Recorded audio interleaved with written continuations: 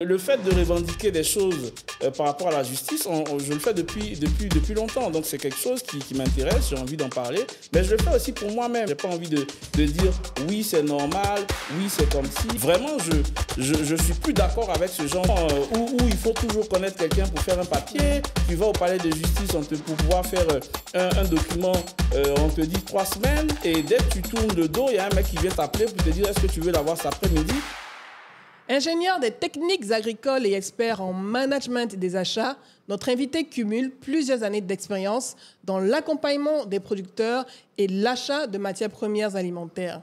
Il est diplômé de l'Institut national polytechnique Félix-Houphouët-Boigny de Yamoussoukro et de l'École centrale Paris. Il a su mettre son expertise au service de l'industrie et de la distribution. Mais ce qui rend son parcours vraiment unique, c'est son engagement citoyen sous le pseudonyme Tchélé Cobresse. Depuis 2010, il s'implique activement dans la défense des droits des consommateurs en Côte d'Ivoire. Aujourd'hui, sa voix résonne sur la plateforme X, anciennement Twitter, où il aborde sans détour des questions politiques, dénonce la corruption et s'attaque aux enjeux sociétaux qui lui tiennent à cœur.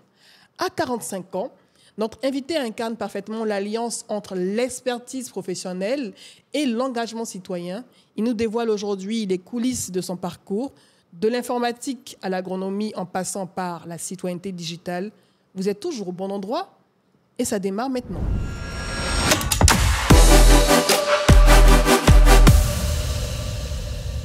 Bonjour Tchélé. Bonjour. Comment tu vas? Je vais très bien et toi? Tu vois, le Tchélé, il est sorti facilement. On est tellement habitué à t'appeler Tchélé Cobresse. Mais tu t'appelles Martial Kobri. Je peux même dire tout maintenant, c'est... Faut tout citer. Kobri Dablé Martial Désiré. Non, tu es BT? Je suis BT de Gagnois. BT de Gagnois. De par mes parents, oui, je suis BT de Gagnois. Okay. Mes 2 parents sont BT de Gagnois. Puissant. Moi, je suis BT d'ici à Agni d'Abengrou. C'est important de le rappeler. Exactement. Donc, Martial Kobri. Kobri Dablé Martial Désiré. Désiré. Voilà. Enchanté. Merci. Enchanté aussi. On se connaît déjà depuis de très nombreuses années. Exactement. Et je pense que c'est important que ceux qui te suivent déjà et qui te connaissent déjà aussi sur Twitter, donc X, et également Facebook, puissent découvrir une autre facette de toi, au-delà de tes prises de position assez caustiques sur la politique ivoirienne et tout. On est habitué. Mais je pense qu'il était important que je t'invite ici pour que tu puisses parler un peu plus de toi. Merci de l'invitation. C'est un plaisir. Alors, qui es-tu, Martial Kobri? Et quel âge as-tu, s'il te plaît? Mais c'est ça, je démarrais comme ça. Martial Kobri, elle est le 18 septembre 1979. Donc là, j'ai 45 ans depuis quelques jours. J'ai grandi à Cocody Centre. Hein, le quartier s'appelle Les Trois Cailloux. C'est celui qui est en face de la maison du PDCI. OK. Hein, ensuite, on a déménagé à la Riviera, dans le même quartier que toi. Hein. Oui, j'ai fait mes études primaires à l'externat Saint-Paul au Plateau. D'accord. Ensuite, au collège Notre-Dame d'Afrique de Biétry. Et là, au collège Notre-Dame d'Afrique de Biétry, on en parlera, mais c'est un peu là où j'ai eu le déclic de l'informatique. Parce que déjà en 92, en classe de 4e, les pères, les prêtres et tout ça nous ont formés à l'informatique. Donc on a eu une initiation à l'informatique. Je pense que ça continue 92 déjà depuis 92. Et 92, avant même 92, les bulletins étaient déjà informatisés à Notre-Dame d'Afrique. Donc ils étaient vraiment avant-gardistes sur le volet informatique. Et moi, ça fait un déclic chez moi. Et j'ai toujours voulu être informaticien. Bon, on parlera de comment est-ce que ça ne s'est pas fait. Ensuite, je suis allé au CSP de Cocody. Ah! Mais moi aussi, j'ai fait le CSP de Cocody. Une année au CSP de Cocody. Ensuite, le collège André Malraux à la Riviera 2, où j'ai fait ma première et ma terminale. Et c'est là où j'ai eu le bac. Donc, j'ai eu le bac à André Malraux. D'accord. Et j'ai passé le concours d'entrée à l'Institut national polytechnique pour faire des classes prépa bio. Alors, je fais un peu une petite rétrospective. C'est que, comme j'ai dit, je voulais être informaticien. Et donc, pour être informaticien, je n'avais pas l'information de savoir de quelle filière ou du moins de quelle série il fallait faire pour être informaticien, notamment à Yamoussoukro. Mais je voulais faire la première C. Mais je n'ai pas pu la faire parce que je pense que ça a été comme une punition j'étais un peu turbulent, un garçon un peu turbulent. Déjà, hein? Oui, déjà, oui, ça je le reconnais. Ceci explique cela. Et donc je pense que les professeurs donc, du CSP n'ont pas voulu, ou du moins peut-être pour me punir, n'ont pas voulu que j'aille en première C, donc ils ont mis sur mon bulletin ne peut continuer au CSP, mais il va en première D. Donc la seconde, j'ai fait une seconde C, je suis allé en première D. Donc j'ai fait la première D à André Malraux, la terminale D André Malraux, j'ai eu mon bac. Et maintenant, pour s'inscrire justement en informatique à Yamoussoukro pour le cycle long, il fallait avoir fait la terminale C. Ouais. Et je ne l'avais pas fait, donc je me suis engouffré donc, dans la prépa bio, qui est une prépa qui formait donc, aux études agronomiques. Et j'ai fait donc la prépa bio-agronomie. Et donc la prépa bio-agronomie ouvre à plusieurs concours. Il y a le concours ESMG donc pour faire mine, géologie et pétrole. Il y a le concours ingénieur des techniques agricoles et le concours d'ingénieur agronome. Et moi, j'ai été retenu au cycle d'ingénieur des techniques agricoles. Et ce qui fait que tu travailles aujourd'hui donc dans le secteur du cacao. Alors, non, j'ai pas démarré automatiquement dans le secteur du cacao. J'ai démarré d'abord de façon... Bon, j'ai fait mon stage, j'ai fait une spécialisation en agro-industrie. Donc, j'ai fait mon stage de fin d'études dans une brasserie, une industrie de la bière, dont je ne citerai pas le nom. Ensuite, j'ai fait un truc assez insolite, c'est que j'ai travaillé dans un camp militaire. D'accord. Le premier BCP, il s'appelle, camp militaire des bataillons commandés parachutistes pendant 1 an, où je m'occupais donc de la restauration des militaires. Donc, il y avait à disposition des cuisinières, magasiniers, des fournisseurs qui livraient un peu la nourriture. Et c'est après que je suis rentré dans un cabinet d'expertise comptable qui faisait du conseil à une entreprise agro-industrielle. Okay. Donc, ça a duré 1 année et demie. Et je rentre ensuite donc, dans cette industrie alimentaire pour des projets sur le café et le cacao. Donc, je passe 5 années à travailler justement sur des projets café-cacao, faire de l'estimation de récolte de cacao, parcourir toutes les régions de l'Est à l'Ouest pour faire ces estimations de récolte et ensuite travailler avec des producteurs de café dans ces mêmes zones. C'est comme ça que je travaille sur le cacao et je décide justement de me former plutôt en achat.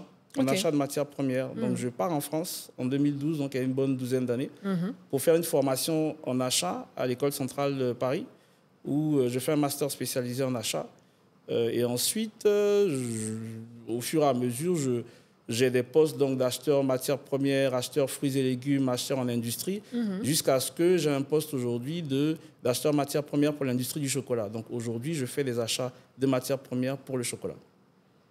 De l'informatique, première passion, au secteur donc de l'agroalimentaire avec le cacao. On va dire que c'est un parcours à 180 degrés. Exactement.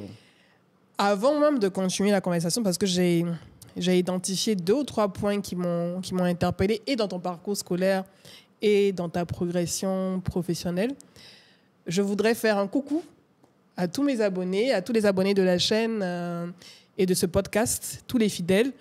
Des choses à dire. On est revenu. Donc, c'est vrai qu'on a eu un petit souci technique qu'on a pu essayer de régler rapidement parce qu'on tient à vous. Et il était important que je puisse vous dire bonjour et vous dire qu'on est là et qu'on va rester là pour très, très, très, très longtemps. Merci d'être très fidèles. Et n'hésitez pas à laisser des commentaires en dessous, vos réactions que je lis tout le temps. N'hésitez pas à les laisser. On continue la conversation avec Martial Cobry. Alias Tchélé Cobres. Alias Tchélé Cobres, il y tient. J'ai remarqué que tu as fait beaucoup d'écoles quand même, du primaire au secondaire. Tu as beaucoup bougé. Moi, par exemple, j'ai fait CSP de Cocody pour le primaire et ensuite j'ai fait Sainte-Marie où j'ai fait tout mon cycle, mon premier cycle et mon second cycle. Mais j'ai entendu Notre-Dame, j'ai entendu CSP, j'ai entendu André Malraux et tout et tout. Tu es un gars de Cocody. Ouais. Qu'est-ce qui s'est passé pour que tu bouges autant? Alors, Saint-Paul, c'est l'école où étaient mes grands frères. Donc, naturellement, les parents ont fait passer tout le monde à Saint-Paul. C'était la même chose que Notre-Dame d'Afrique. Après Notre-Dame d'Afrique, en fait, c'est après coup que je me rends compte que ça coïncidait avec notre déménagement justement à la Riviera. Okay. Et je pense que j'ai eu mon BPC dans les 7% en 93. 93 ou 94 d'admis au BPC, j'étais parmi. Et après, en seconde C, je pense que j'ai dû décrocher. Okay. Donc, j'ai repris ma seconde C. Donc, du coup, je n'ai pas été autorisé à recommencer, à continuer à Notre-Dame d'Afrique. Et donc, c'est comme ça que je suis allé au CSP. Tu étais turbulent. Tu as décroché parce que tu n'étais pas concentré, mais tu étais turbulent. Non, pas forcément turbulent, mais oui, turbulent fait partie un peu de ma nature. On dirait peut-être hyperactif, mais je ne suis pas d'accord avec le terme. Mais c'est vrai que je suis un peu, un peu extraverti, un peu perturbateur, un peu taquin. Oui, il y a toutes ces caractéristiques-là que je traîne depuis mon enfance. Tu dérangeais les professeurs, tes amis de classe? Professeurs, non, mais peut-être les amis, oui. J'étais quelquefois sur la liste des bavards. Oui, voilà, quoi, ça fait... C'est pas étonnant, hein, tu bavardes. Oui, de toute façon, c'est pas étonnant, Voilà, les gens découvrent un peu le personnage, mais sinon, c'est un peu ça, je le traîne un peu depuis longtemps. Tu aimes taquiner? Je suis beaucoup taquin. Et puis, voilà, parce que aussi, j'ai été beaucoup taquiné aussi quand j'étais petit. Quand j'étais petit, j'avais une tête qui était plus grosse que le reste de mon corps. Donc, c'était quelque chose qui était sujet de raillerie, que ce soit à la maison, au quartier. J'ai jamais fait un complexe, mais surtout, je me suis armé justement pour, comme un boxeur, apprendre des coups, à en donner, à esquiver et tout ça. Voilà. Les enfants sont méchants en général quand ils sont petits, avec leurs autres amis. Bon, méchants... Peut-être, mais après, ça dépend de comment tu le prends. C'est vrai qu'en fonction de ta personnalité, tu peux le prendre, ça peut te déstabiliser. Mais moi, j'en ai jamais fait un complexe. Oui. J'en ai jamais fait un complexe. Au contraire, je me disais que, justement, cette tête-là serait un avantage pour moi et je devais travailler à ce qu'elle le soit. Déjà, quoi, à 10 ans, 11 ans, tu te disais ça? Déjà tout petit, déjà tout petit. Tu étais fort mentalement? Je pense que à la base, j'étais fort mentalement et j'ai travaillé encore sur ce mental-là pour qu'il soit beaucoup plus fort. Voilà.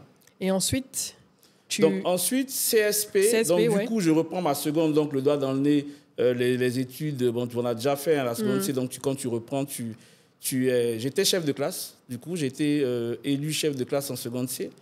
Et j'avais de bons résultats scolaires, mais effectivement, j'étais encore un peu turbulent. Donc, j'ai été... à un moment donné, destitué du rôle de chef de classe. Il y a eu une genre de confrérie pour me destituer du rôle de chef de classe, mais je suis resté quand même chef de classe du prof de mathématiques. Comme j'étais très brillant en mathématiques, contre vents et marées, il a maintenu que je sois le chef de classe quand il y avait les mathématiques. Mais je trouve ça quand même inadmissible que... tes professeurs ou que l'ensemble des professeurs aient choisi pour te punir de ton hyperactivité, au lieu de te comprendre, qu'ils aient décidé de te faire passer en D comme punition. C'est là où on se dit en fait que, bon, après, c'est le secteur de l'éducation en Afrique, dans le monde francophone. Au lieu de comprendre l'élève, de se mettre à sa place, d'essayer de trouver les points forts de cet élève et surtout de l'aider à s'adapter au monde et à l'enseignement, on le punit. Après, je pense aussi que c'est de ma faute parce que j'ai parlé un peu trop tôt. J'ai dit que je voulais aller en première C. Bon, avec donc, du coup, des matières comme la philosophie ou autres matières, bon, c'était des choses pour lesquelles tu disais que tu n'avais pas besoin de comment dirais-je, de trop bosser pour ça parce que tu te concentrais sur les matières scientifiques, les sciences physiques et tout ça parce que tu allais en C. Et puis, donc, ils te disent, non, il y a un prof qui dit, non, tu ne partiras pas en C. Voilà comment ça s'est passé. Donc, et effectivement, ils ont fait, entre guillemets, leur confrérie et puis ont décidé, puisqu'ils ne pouvaient pas dire que je reprends ma classe puisque j'avais une très bonne moyenne, ils ont mis ne peut continuer au CSP, va en première D, mais ne peut continuer ne peut continuer au CSP et va en première D. Et dans dans cette année-là, c'était les années 95-96, c'était que dans les écoles publiques qui avaient la C. Donc, dans les établissements privés, il n'y avait pas de C. Et encore en plus, tu pars de Notre-Dame d'Afrique, on t'envoie au CSP. Au CSP encore, tu fais des conneries.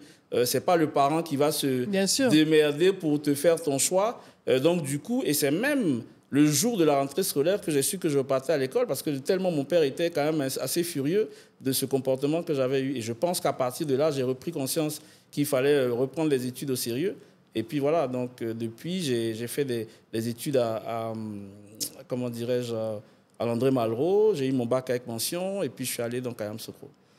On a dit que tu as pris conscience, tu as essayé de les écouter. Après, on dirait que c'est l'adolescence. Oui, c'est l'adolescence, que jeunesse se fasse. Exactement. C'est la fougue de la jeunesse. Exactement.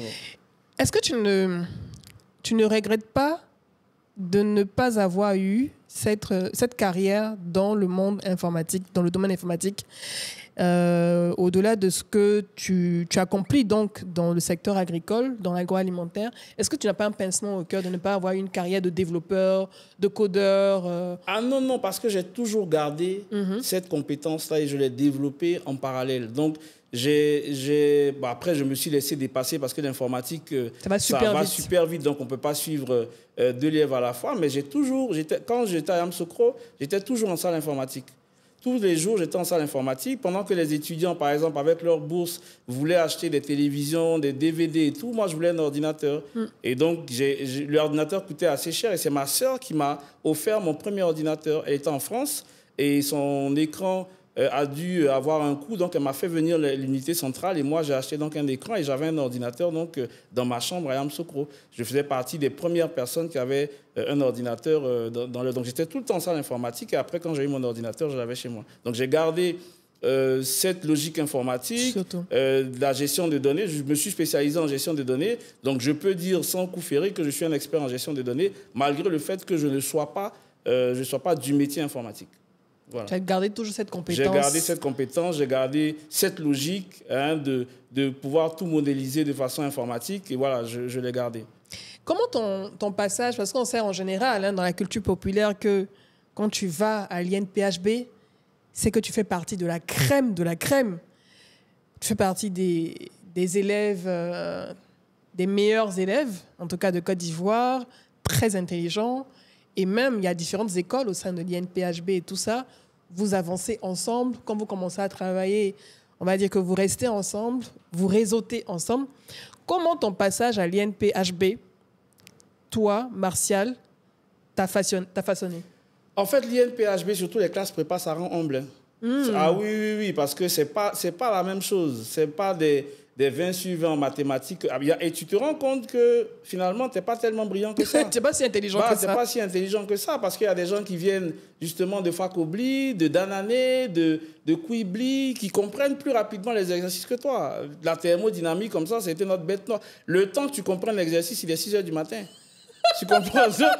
Donc, à un moment donné, bon, tu essaies de faire un peu profil bas, quoi, de te concentrer sur tes études. Et puis, parce que les classes prépa, déjà, pour passer de première année à la seconde année, c'est un challenge. Oui. Et après, le concours, si tu ne l'as pas, tu es renvoyé, quoi. Et tu dois reprendre tout à zéro. Donc, il faut vraiment prendre... Donc, si tu as la possibilité de reprendre pour faire une P3, comme on l'a appelé, c'est bien. Mais si tu ne peux pas faire une P3, ben, tu es renvoyé, quoi. Et tu vas repartir peut-être à l'université ou quoi. C'est quoi une P3? C'est la P2, reprendre la P2. Okay. Parce qu'en fait, tu fais la P1, c'est prépa 1, prépa P2, 1. Prépa 2, et après, tu fais un cycle ingénieur. Et quand tu fais 2 fois la prépa 2, on te dit tu fais une P3. OK. Voilà. Est-ce que, parce que j'avais vu un documentaire sur une des chaînes de télé ivoiriennes, le cas de ces étudiants donc de l'INPHB qui sont tellement sous la pression qu'ils souffrent de dépression. J'ai même reçu un invité également ici qui a fait l'INPHB qui parlait de cette pression qui l'a même amené à faire un burn-out de la dépression. Est-ce qu'avec toute cette pression, quand tu y étais, bon, sachant que quand même tu as un certain type de caractère et tout, est-ce que tu as senti aussi à un moment donné que cette pression pouvait te conduire à ne pas tenir, à tomber dans la dépression ou pas? Non, on essayait quand même de décompresser. On allait quand même en ville se distraire un peu.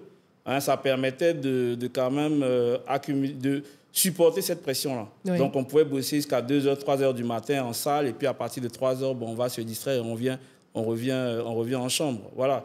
Des fois, quand tu ne comprends pas vraiment ton exercice, tu restes jusqu'au matin en train de bosser pour le faire. Mais oui, c'est vrai que si ton esprit n'est pas très fort, tu peux être en dépression. Parce que si tu passes 2 années d'études et au final, tu perds tout, c'est vraiment un challenge, quoi. Donc, oui, c'est quelque chose de dramatique. Donc, à ce moment-là, il faut vraiment que tu te mettes à fond dans les études.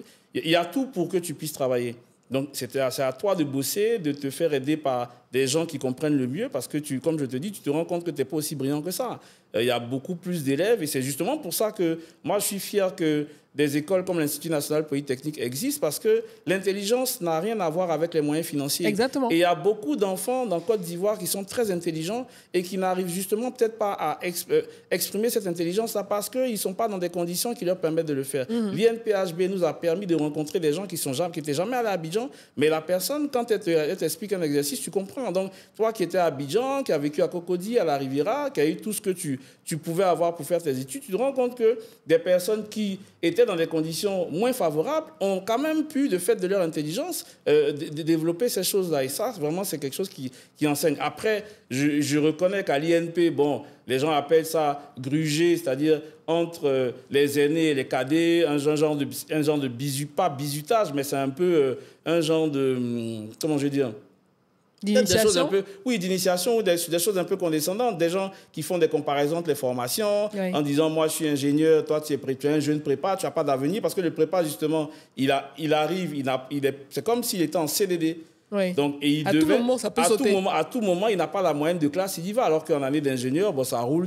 Quand tu es un ingénieur, c'est fini. Donc, un ingénieur qui voit un prépa peut lui dire, écoute, jeune sans avenir, qu'est-ce que tu vas me serrer la main, tu vas faire ça. Donc, c'était un peu des choses qui se faisaient là-bas, quoi. Voilà, mais c'était de bonne guerre, hein. C'était pour effectivement motiver les uns et les autres à avoir à bosser et puis pouvoir aller passer aussi en année d'ingénieur. Exactement. Est-ce que tu dirais que tu as vécu énormément de concurrence lors de ton passage à l'INPHB? Est-ce qu'il y a énormément de concurrence entre les étudiants?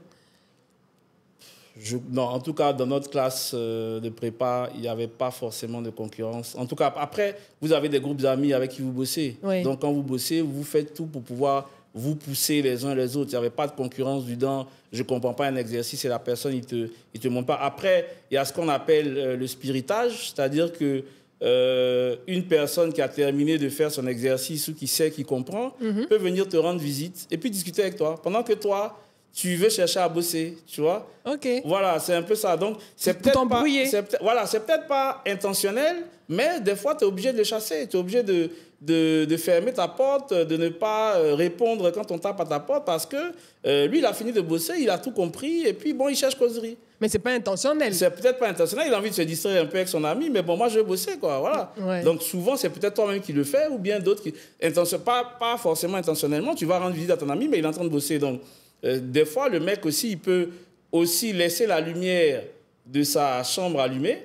Donc, tu penses qu'il est en train de bosser, ou peut-être qu'il n'est pas en train de bosser. Donc, toi, tu te dis, ah, mon gars est en train de bosser. Ça me met la pression. Ah ouais, ça te met la pression, il faut que tu ailles bosser. Donc, oui, peut-être ce genre de concurrence-là, mais pas la concurrence. En tout cas, en prépa bio, ce que j'ai fait, prépa mathématiques et biologie, il n'y avait pas vraiment, dans cette année-là, de la concurrence.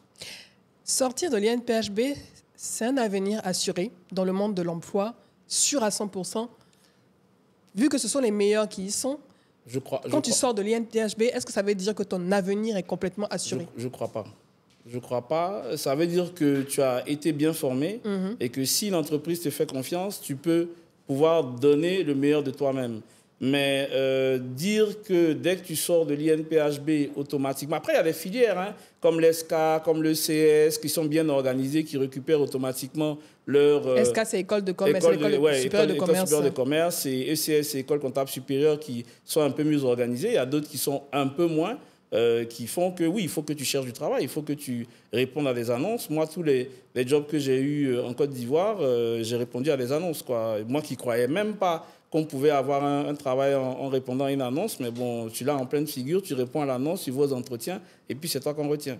Mais tu as plus d'avantages quand tu viens de l'INPHB, on est d'accord? Peut-être parce qu'effectivement, des annonces, notamment l'annonce pour là où j'ai fait du café cacao, c'était bien écrit, profil ingénieur des techniques agricoles, profil INPHB et tout ça. Donc oui, ils cherchent peut-être des personnes de l'INPHB, donc ça peut, oui, être quelque chose de favorable.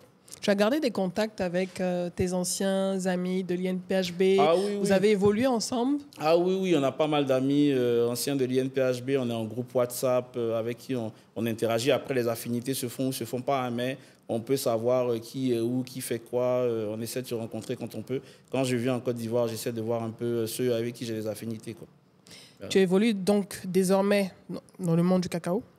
Dans le monde du chocolat. Dans le chocolat? Bon, c'est pas la même chose. Parce que pourquoi c'est pas la même chose? Parce que le cacao, c'est du cacao, le chocolat, c'est du chocolat. C'est vrai que s'il n'y a pas de cacao, il n'y a pas de chocolat. Mais l'industrie du chocolat implique aussi l'industrie du sucre, du lait, des noisettes, des amandes, des arômes, notamment l'arôme vanille, de la lécithine, de quoi d'autre, du glucose, des matières grasses et tout ça. Donc, c'est une industrie qui a beaucoup de matières premières. La matière première principale, c'est peut-être le cacao, mais ce n'est pas la seule matière de cette industrie. Donc, il y a le monde du cacao qui part de la fève à la masse, beurre ou poudre en fonction des utilisations. Et puis, ces éléments-là, donc la masse, le beurre ou la poudre, deviennent des matières premières de l'industrie du chocolat. Donc, c'est pour toi, pour moi, c'est différent. Complètement distinct. C'est complètement distinct. Le chocolat sert à faire, le cacao sert à faire du chocolat, mais le cacao n'est pas le monde du chocolat. Parce que dans le monde du chocolat, il y a beaucoup de personnes qui ne font pas du cacao. Qui sont dans le monde du chocolat, mais qui ne font pas de cacao. Il y a les laitiers, par exemple, servent les chocolatiers, mais ils sont pas tributaires du monde du cacao. Les sucriers également. Les sucriers, exact, également. En Europe, c'est plutôt du sucre de betterave. Donc les sucriers, eux, ils s'occupent justement de faire leur sucre et ils vendent justement aux chocolatiers qui vont faire le chocolat. Tu es dans cette industrie depuis combien d'années? Dans l'industrie chocolat? Depuis 5 ans. Depuis 5 ans. Ouais. Quelles sont les évolutions que tu as notées dans ce secteur? Sachant que l'industrie du chocolat, après je peux me tromper, n'est pas dominée par les Ivoiriens, puisque la Côte d'Ivoire est premier producteur de cacao, et tu as bien expliqué que le cacao est complètement différent du chocolat en termes d'industrie. Comment tu peux nous présenter un peu le tableau de cette industrie, déjà, l'industrie du chocolat, en dehors de la Côte d'Ivoire, pour ce que tu connais, et comment ça a évolué depuis ces 5 ou 10 dernières années, en fait? Après, comment ça a évolué? En fait, c'est des usines qui sont, je dirais, gigantesques. Oui. Hein, c'est pour ça que les coûts de production, même d'un chocolat qu'on enverra en Côte d'Ivoire, et le prix de ce chocolat sera moins cher qu'un chocolat qu'on fabriquerait ici, parce que ce n'est pas les mêmes coûts de production. Donc, ils arrivent. Ça, il faut le répéter, parce que je vois beaucoup de publications. Lorsque je partage les publications, le chocolat de mon très cher Axel Emmanuel, qui fait le chocolat, ça marque le chocolatier ivoirien, ou bien d'autres chocolatiers locaux ivoiriens, les gens s'étonnent de la cherté du prix de la tablette de chocolat produit en Côte d'Ivoire, mais il y a énormément d'intrants qui coûtent cher. Et l'industrie même chocolatière coûte cher à mettre en place.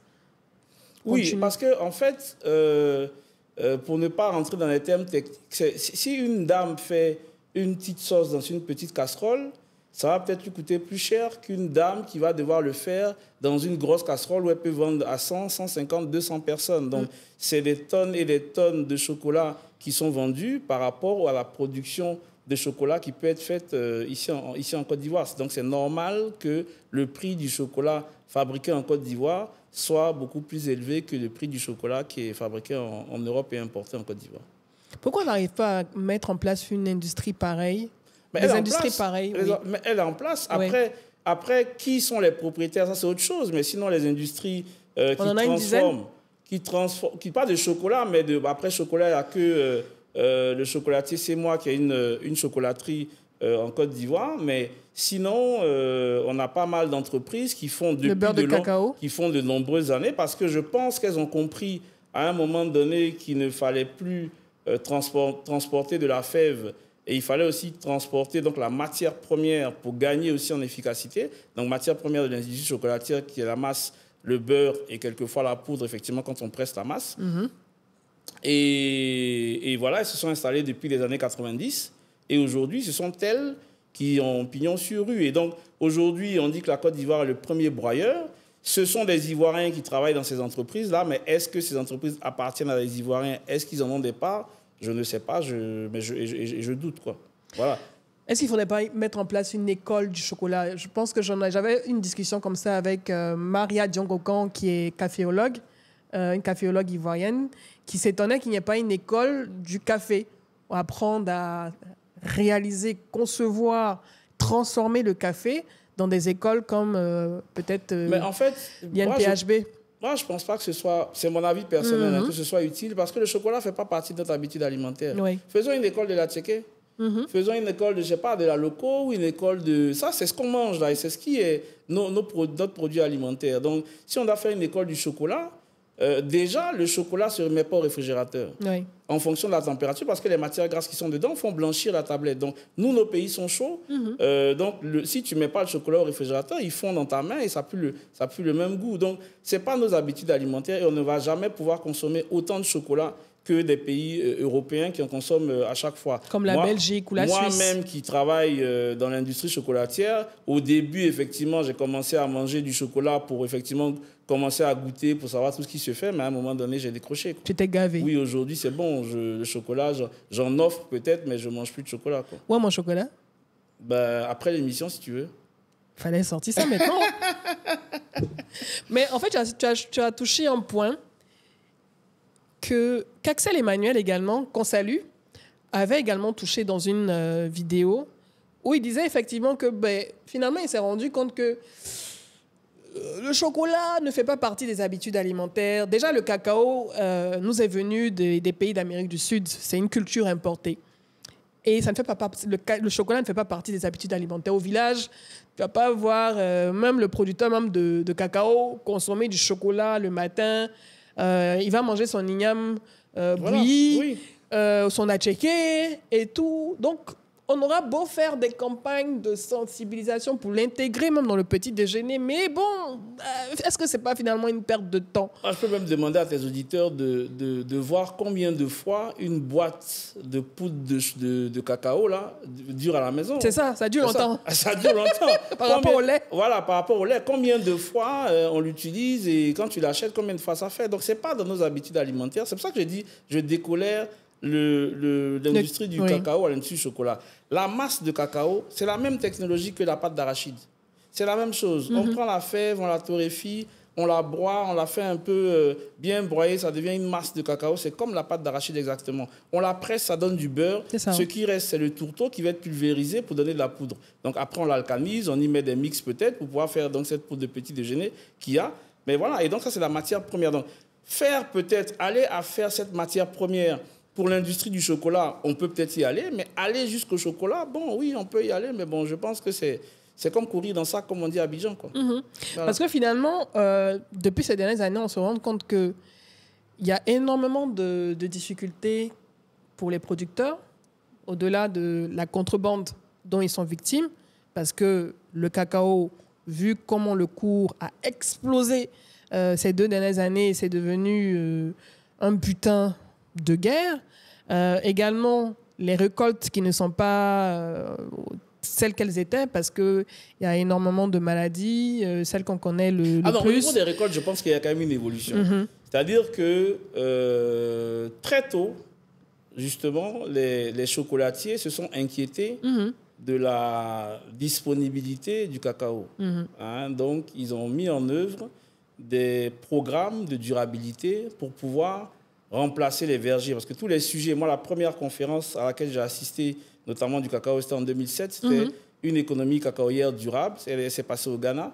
Et tous les mêmes sujets dont on parle aujourd'hui, on en parlait déjà. Donc, ils ont fait des programmes de durabilité pour déjà remplacer les plants. Et on est passé d'une production d'environ 1 400 000 tonnes à une production de 2 millions de tonnes.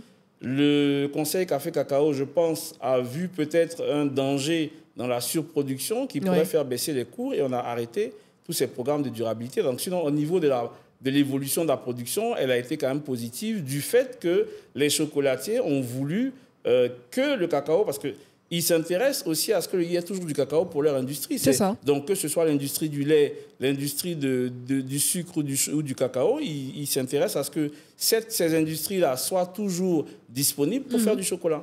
Voilà.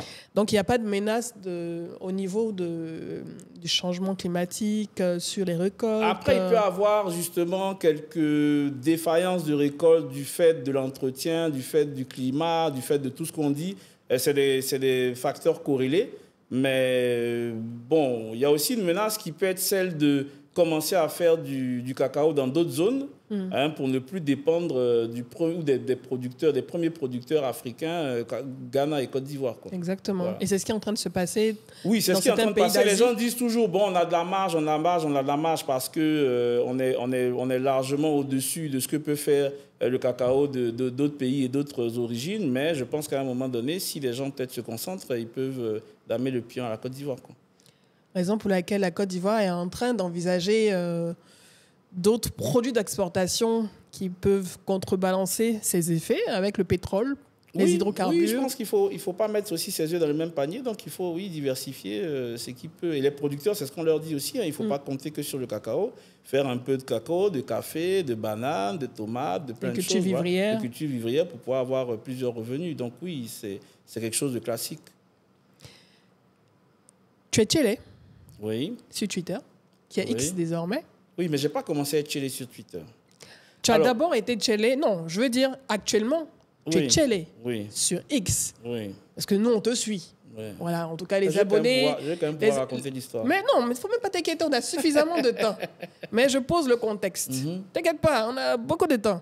Oui, chaque quelqu'un dehors. Ah non, j'attends personne. Je suis là, je suis disposé. J'ai pris ma journée pour toi. Voilà. Tu es Tchélé, Cobresse, sur X. On suit tes prises de position depuis plusieurs années. Il y en a qui te découvrent depuis peut-être 1 an, 2 ans, qui ne connaissent pas qui est derrière et tout, qui ne connaissent pas le passé et tout ce qu'il y a eu avant d'arriver à ce profil. Comme tu l'as dit, il y a Facebook également. Alors, ta vie numérique est corrélée forcément à ta passion pour l'informatique, mais comment tu rentres, comment tu découvres déjà Facebook ? Pourquoi tu y prends goût et comment tu ensuite deviens un activiste, on va dire ça comme ça, un activiste d'abord. Pas le mot, mais c'est pas grave. Ben, on a tous été activistes. Hein. Maintenant, c'est péjoratif parce qu'il y a eu les lives Facebook et on sait, voilà. Mais on a tous été actifs. J'ai été activiste également, mais dans le bon sens du terme. Sur Facebook, avec la plateforme Un consommateur averti en vaut 2. Donc, on va revenir à la jeunesse. Tu vas nous expliquer un peu comment tout ça a démarré pour qu'on soit aujourd'hui à Tchélé Cobresse, qui passe sur une chaîne de télé comme chroniqueur. Alors, il faut dire que je m'appelle Tchélé depuis le lycée. Ça signifie quoi, Tchélé? Tchélé, ça vient de Martial. Martial, Marcello, Marcellé, Tchélé, point, c'est terminé. Purée, j'aurais jamais pensé. Je pensais que c'était un... Non, c'est pas un nom BT. J'ai failli demander si c'était pas BT ou bien... Non, c'est pas un nom BT, ça vient de Martial. Donc, chacun peut dire ce qu'il veut. C'est un raccourci, hein. Martial, Marcello, Marcellé, Tchélé, point, terminé. Wow. C'est mon frère, ami et frère qui m'a donné ce nom et c'est comme ça qu'il m'appelait. Bon, maintenant, comme tout le monde m'appelle Tchélé, il utilise un autre nom, mais voilà, sinon c'est comme ça que depuis le lycée, je m'appelais Tchélé. J'aurais jamais imaginé, franchement, la signification. Et Cobresse? Alors, Cobresse, c'est justement en novembre 2010. Donc, on a déjà le premier tour des élections présidentielles et on donne donc les résultats à la télé. Donc, sur Facebook, je fais un peu la comptabilité de tout ce qui est donné, je fais les trucs de tendance et tout, et je dis, c'est la Sofres Abidjan. Et donc, du coup, il y a un grand frère, il dit, bon, on change de nom. Au lieu de Sofres, ça devient Cobresse. Donc, Cobresse, c'est Cobri et Sofres. OK. Donc, voilà. Et donc, je dis, ah ben, donc j'avais déjà Tchélé. Cobresse est là. On peut changer de nom. Bon, allez, le personnage Tchélé Cobresse naît. Donc, novembre 2010, c'est là où le personnage Cobresse naît. Tadam. Tadam. Mais par contre, je veux dire que moi, ça fait 25 ans que je suis sur Internet. Ouais. Depuis 99. Donc, 99, l'INPHB, il y avait déjà une salle Internet. À l'INPHB, on a même, je peux dire même que je fais partie, entre guillemets, des premiers gérants de cyber de Côte d'Ivoire parce qu'on avait une salle Internet que je gérais. Je fais un coucou à tous ceux qui sont passés par la salle Internet et qui me reconnaîtront. Donc, la salle Internet de l'INPHB Sud, on l'a gérée pendant quelques temps. Et puis, donc, on a toujours été sur Internet. Et on a vu venir Skype, vu venir i5 déjà. Donc déjà sur Skype, on faisait ce qu'on voit aujourd'hui comme les Space Twitter. Il y avait ce qu'on appelle le Talk Abidjan Show, qui faisait un talk donc, sur Skype. C'était Abidjan Talk Radio, un truc de ce genre. Donc tous les soirs, il faisait une radio sur Skype. Donc tu te connectes sur Skype, était déjà Tchélé là-bas. Et puis on discutait de la politique ivoirienne, de plein de sujets. Voilà, c'était déjà tous les soirs des rendez-vous qu'il y avait. Après, il y a eu i5. Et puis en 2010, quand il y a eu la crise post-électorale, tout le monde a basculé. Donc j'ai été connecté sur Facebook, je pense, en 2009. début 2009, janvier 2009, si mes souvenirs sont bons. Et puis, fin 2010, il y a eu le basculement de tout le monde sur la plateforme ODCI. Observateur démocratique. Donc, c'est là-bas que Tchélé Cobres apparaît pour la première fois dans un groupe Facebook. Donc, on parle un peu de politique, de qui est de tel bord, qui est LMP, qui est pro-RHDP, machin et tout ça. Pro-Gbagbo, tout le monde était un peu chez lui à la maison parce que la crise post-électorale était un peu... il y avait beaucoup de tensions. Oui. Et puis, 28 mars 2011, je suis supprimé, je suis bloqué du groupe ODCI. Qu'est-ce que tu as fait encore? Tchélé le turbulent. Alors, je raconte l'histoire, c'est-à-dire que il y a une administratrice, comment on dit ça? Oui, c'est ça, administratrice. Administratrice du groupe qui... Parce qu'ils ont dit qu'il n'y avait pas d'injure. Une personne qui injuriait, elle était bloquée ou bien elle était bannie. C'est à partir de là même que les avatars ont commencé. Parce que je pense que le film Avatar était sorti à cette période-là. Et donc, quand on te bloque, tu vas créer un autre profil, tu reviens et là, tu es un peu plus... virulent. Un peu moins virulent, parce que si tu continues tu seras encore bloqué. Tu seras encore hors du groupe. Donc, elle me dit comme ça que je suis un ignare. J'ai dit, mais bon, alors, on dit qu'on n'insulte pas et tu me dis que je suis un ignare. Pourtant, elle est administratrice. Elle est administratrice. Elle me dit, ignare, ce n'est pas une injure. J'ai dit, bah d'accord, mais si ignare n'est pas une injure, c'est qu'on peut dire que tout le monde peut être ignare. C'est ça. Donc, je dis, les membres du groupe sont ignares, elle-même, elle est ignare, sa famille est ignare, ses parents sont ignares. Et là, elle se rend compte justement que c'est une injure. Que c'est une injure. Que pourquoi est-ce que je parle de ses parents? J'ai dit, mais si ignare veut dire bonjour, donc je te dis bonjour à tes parents. Voilà. Et donc, du coup, elle se rend justice elle-même en me supprimant. Et puis, une autre administratrice dit, non, c'est moi qui l'ai supprimé parce que... Et donc, c'est comme ça que je suis parti. Ah, ça. Et j'ai dit, je pars par la porte, je ne reviens pas par la fenêtre. Donc, je ne suis plus jamais revenu sur ODCI parce que je pense que j'avais été injustement bloqué de ce groupe-là. Et tu as continué ailleurs? Alors, j'ai continué ailleurs. Après, il y a eu d'autres groupes qui sont venus, Ultime Politique, Tribune Web Ivoirienne, au fur et à mesure. Et tout le monde disait, bon, on allait faire un peu quelque chose de différent par rapport à ODCI, mais c'était toujours la même chose. Hein. Tu donnes le pouvoir aux gens, ils font... Après, s'il y avait des règles qui étaient écrites, bon, on en parlera quand on parlera d'un consommateur averti en vaut deux, s'il y avait des règles qui étaient écrites et que par rapport à ces règles-là, c'est écrit, c'est là, monsieur, voici ta sanction, voici pourquoi tu es supprimé. Comme une constitution. Exactement, mais c'est à la tête du client. Quelqu'un fait ça, c'est ton ami, tu peux lui permettre parce que c'est machin. Et puis pour les autres, tu appliques rigoureusement la loi que tu estimes être celle qui doit être dans le groupe. Et puis voilà, donc j'ai cessé même d'être dans les groupes Facebook et je le faisais justement sur ma page, sur mon profil personnel. Bon... Ça a aussi été une période où je suis parti de Côte d'Ivoire. J'ai commencé d'abord en Côte d'Ivoire et je suis parti en 2012, comme je disais. Et puis, donc, tout le monde s'inquiétait justement. Ah oui, tes positions, machin, nous, on est en Côte d'Ivoire ici, il faut t'arrêter, c'est bon, parce que tu connais le pays. Oui, famille, amis, mais même encore jusqu'aujourd'hui. Famille, amis, non, est-ce qu'on va pas t'arrêter à l'aéroport? Est-ce que ceci, est-ce que pas ça? Je dis, bon, alors, moi, ce que je... Parce que, ah oui, aussi, bon, je dis, bon, moi, je vais changer de nom. Hein, comme ça, on ne va pas vous identifier à moi. Peut-être que directement, si je dis je m'appelle Cobri, qu'une autre personne s'appelle Cobri, on va dire c'est ton frère, Cobres là. Je ne sais pas s'il y a quelqu'un qui s'appelle Cobres. Et je ne pouvais plus changer de nom, c'est ce que j'ai dit. Donc je me suis rappelé de mon profil Twitter que j'avais ouvert en 2012 aussi. Et je suis retourné donc, sur Twitter depuis 2018 pour y être actif. Et c'est depuis 2018 que je suis reparti sur Twitter, parler de mes positions politiques, parler de l'actualité politique de Côte d'Ivoire. Et puis voilà. Pourquoi la politique te passionne, parler de politique te passionne autant? Non, mais depuis quand, en fait, ça te passionne autant? Depuis toujours. Moi, je m'intéresse à tout ce qui se passe dans le pays. Je pense qu'on a un pays qui a un très grand potentiel et qui peut vraiment être, entre guillemets, le pays émergent qu'on voulait qu'il soit, mais il faut vraiment se mettre au travail. Donc, tout ce qui fait qu'on n'y arrive pas, je pense que c'est des choses à dénoncer, quel que soit le pouvoir. Moi, comme pour rappeler encore les histoires de l'INPHB, on a fait la grève à l'INPHB pour nos bourses.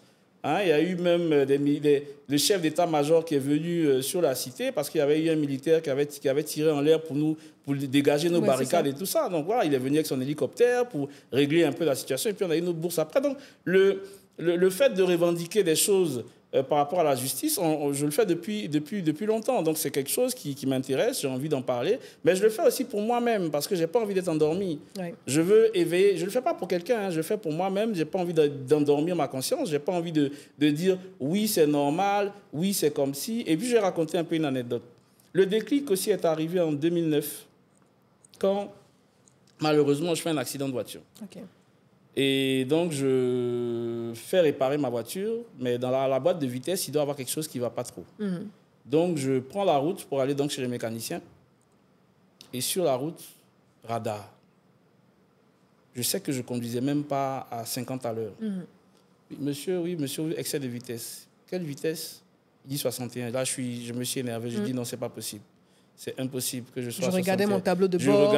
Et ma voiture même ne peut pas aller à plus que ça parce que la boîte de vitesse, la biellette s'enlevait, donc tu ne pouvais même pas passer une autre vitesse, donc tu ne pouvais pas être là. Donc c'était au niveau du monument des Martyrs, j'étais même au milieu de la voie. J'ai garé là et puis j'étais sorti. Après, ils m'ont dit, ouais, libérez la voie, donc j'ai libéré, je lui ai donné mes pièces. Je dis après, redonnez mes pièces, vous avez besoin seulement du permis. Prenez le permis, mais faites-moi le papillon, je vais payer à Lozère. J'étais en congé. Il me donne le papillon, c'était un vendredi. Le lundi, je vais à Lozère. Lozère, c'est l'Office de sécurité routière. Lozère me dit que c'est aujourd'hui qu'ils viennent déposer les caméras et tout, donc repassez demain. Je proroge votre ticket de permis, allez-y et puis revenez demain. Je reviens le lendemain, on regarde dans les caméras, il n'y a pas ma photo. Ils ont passé tout, il n'y a pas ma photo. Bon, confidence pour confidence. Ils ont dit que c'était une pratique que les gens faisaient pour pouvoir et puis faire me remonter un peu des sous.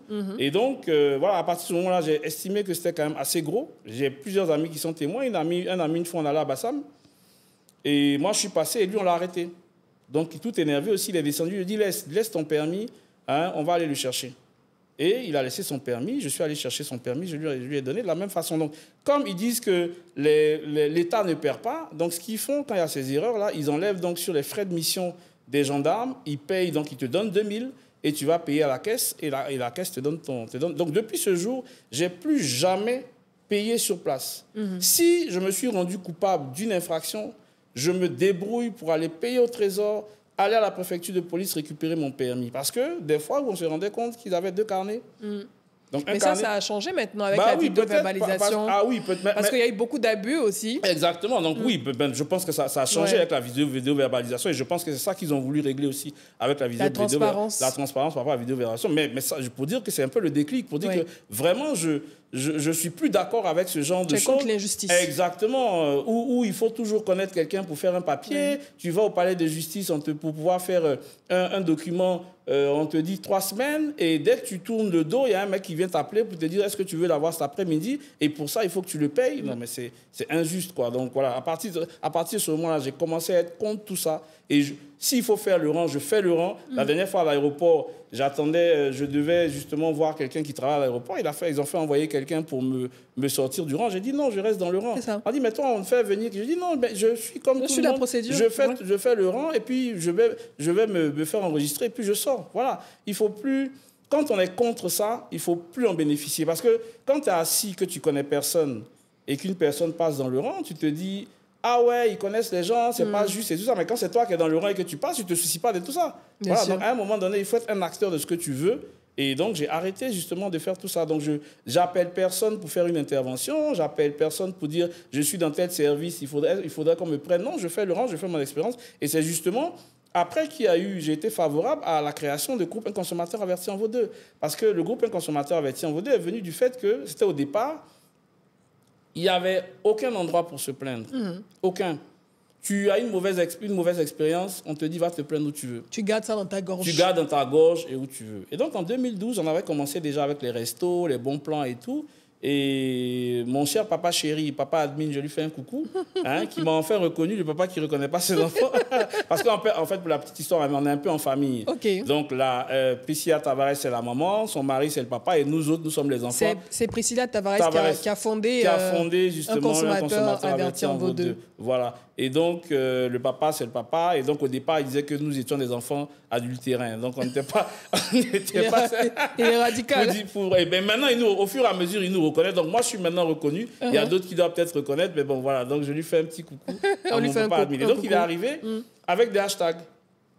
Et c'est comme ça que les hashtags... Donc, on a pris tous les sujets de consommation. Il en a fait des hashtags. Et puis, on a fait une charte pour des règles. Donc, les règles sont là. Les admins doivent faire respecter les règles.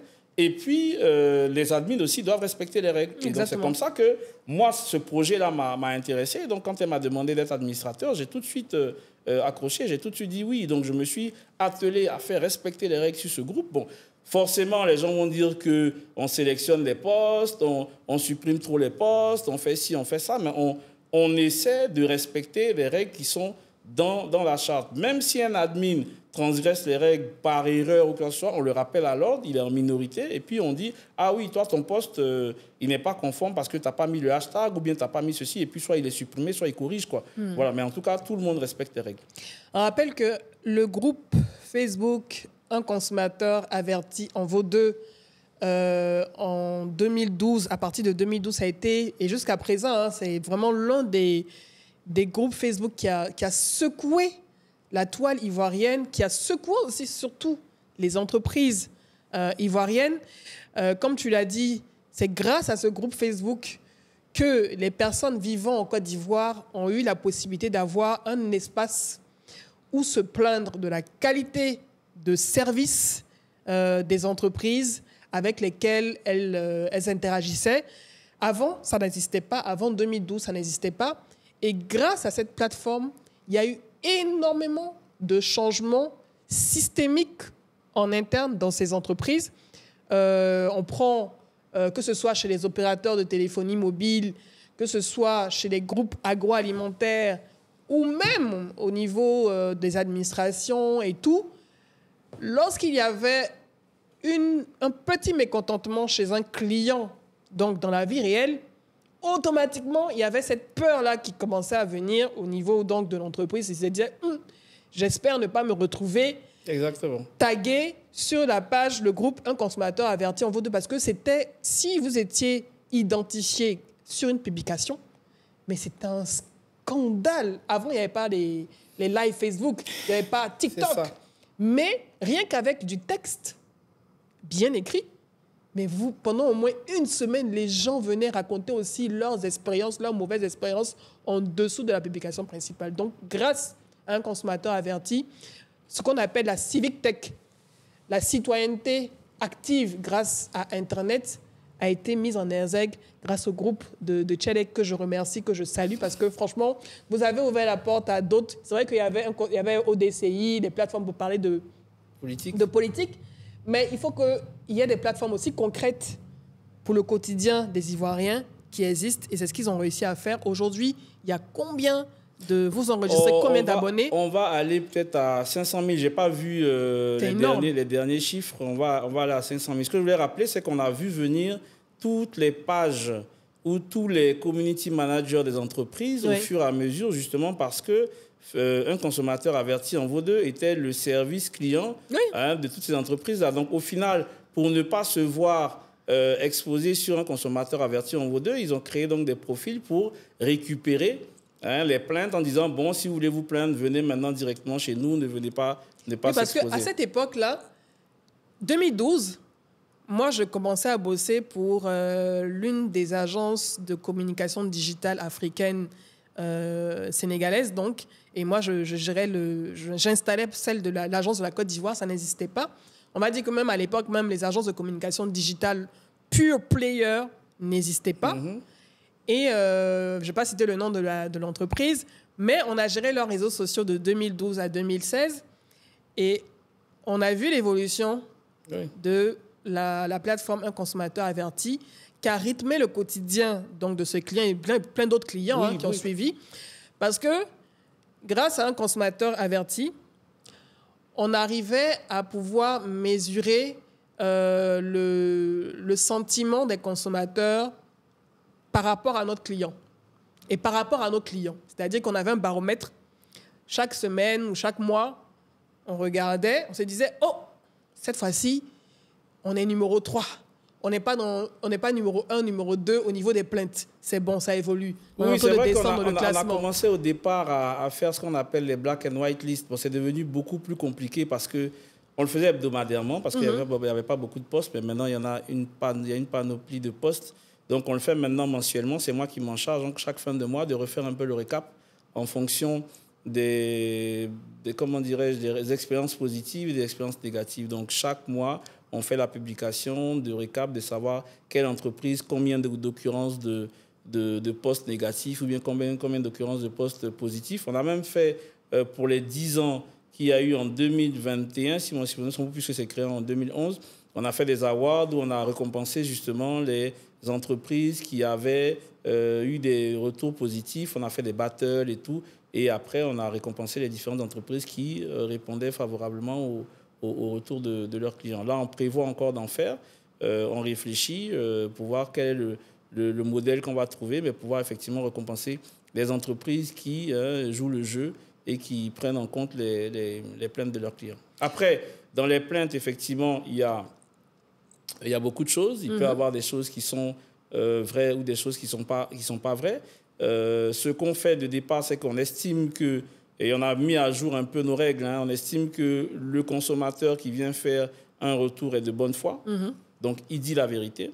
De ce point de vue, on a constitué un pool de juristes bénévoles, puisque nous aussi, nous sommes bénévoles, pour pouvoir assister tout consommateur qui pourrait être, par exemple, traduit en justice pour diffamation. Donc, si il a eu une expérience, cette expérience qu'il la raconte et qui ne diffame pas, je pense qu'il peut être défendu par un avocat si on lui porte une plainte en diffamation. Maintenant, si délibérément il a diffamé, bon, il tombe sur le coup du non-respect de nos règles et puis il se débrouille, quoi. Vous avez eu des cas comme ça? Il y a un cas précis qui t'a marqué? Ah oui, d'abord le cas même qui a fait qu'on a créé comment dirais-je, le pool de juristes, c'est que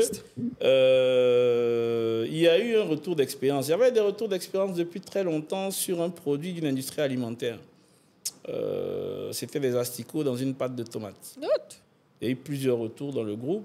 Et puis, il y en a une qui a fait donc un retour qui a déclenché, je pense, le courroux de cet industriel-là, qui a, je pense, si je ne trahis pas de secret, qui a dû demander peut-être à un administrateur de supprimer le poste ou de voir si on peut supprimer. Nous, on ne supprime pas de poste. Mais qu'est-ce qui dérangeait dans le poste? Puisqu'il y avait déjà eu des postes similaires par rapport à ça. Je ne sais pas. Et c'est le lieu de rappeler que les administrateurs ne vont jamais supprimer de poste.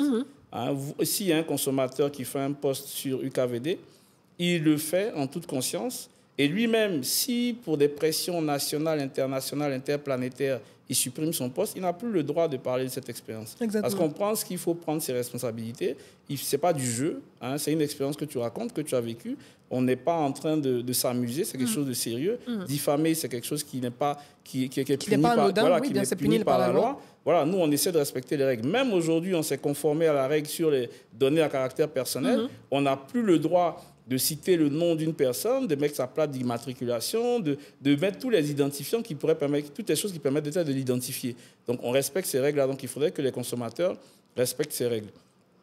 Donc, quand il y a eu ça, justement, on a essayé de contacter un peu quelques avocats qui nous ont dit, oui, bon, voici un peu ce qu'il faut faire. Et donc, on a dit, il faudrait vraiment, parce qu'on parlait de ça depuis longtemps, mettre en place ce pool de juristes bénévoles-là. Et c'est comme ça que le pool de juristes bénévoles a été constitué. Et je salue donc les avocats qui travaillent avec nous et qui ont assisté. Donc, on a reçu des plaintes, donc plainte à 2 administrateurs et plainte justement à la dame remise par un commissaire de justice au tribunal donc, de Yopougon, donc qui sont allés. C'était pour enrôler la plainte, mais la plainte n'a pas été enrôlée. Donc, c'est dire que le plaignant n'a pas voulu poursuivre. Parce que pour enrôler la plainte, c'est là même que moi j'ai su, c'est que quand on porte plainte, il faut maintenant aller enrôler la plainte, donc payer donc une consignation pour que la plainte soit faite. Et le juge va pouvoir dire qu'est-ce qu'il faut payer justement pour que la procédure continue. Donc, si vous voulez que la procédure continue, vous payez une somme pour que le procès puisse se faire. Et donc ça, à partir de ce moment-là, vous pouvez donc ne pas enrôler la plainte et les poursuites sont annulées, quoi.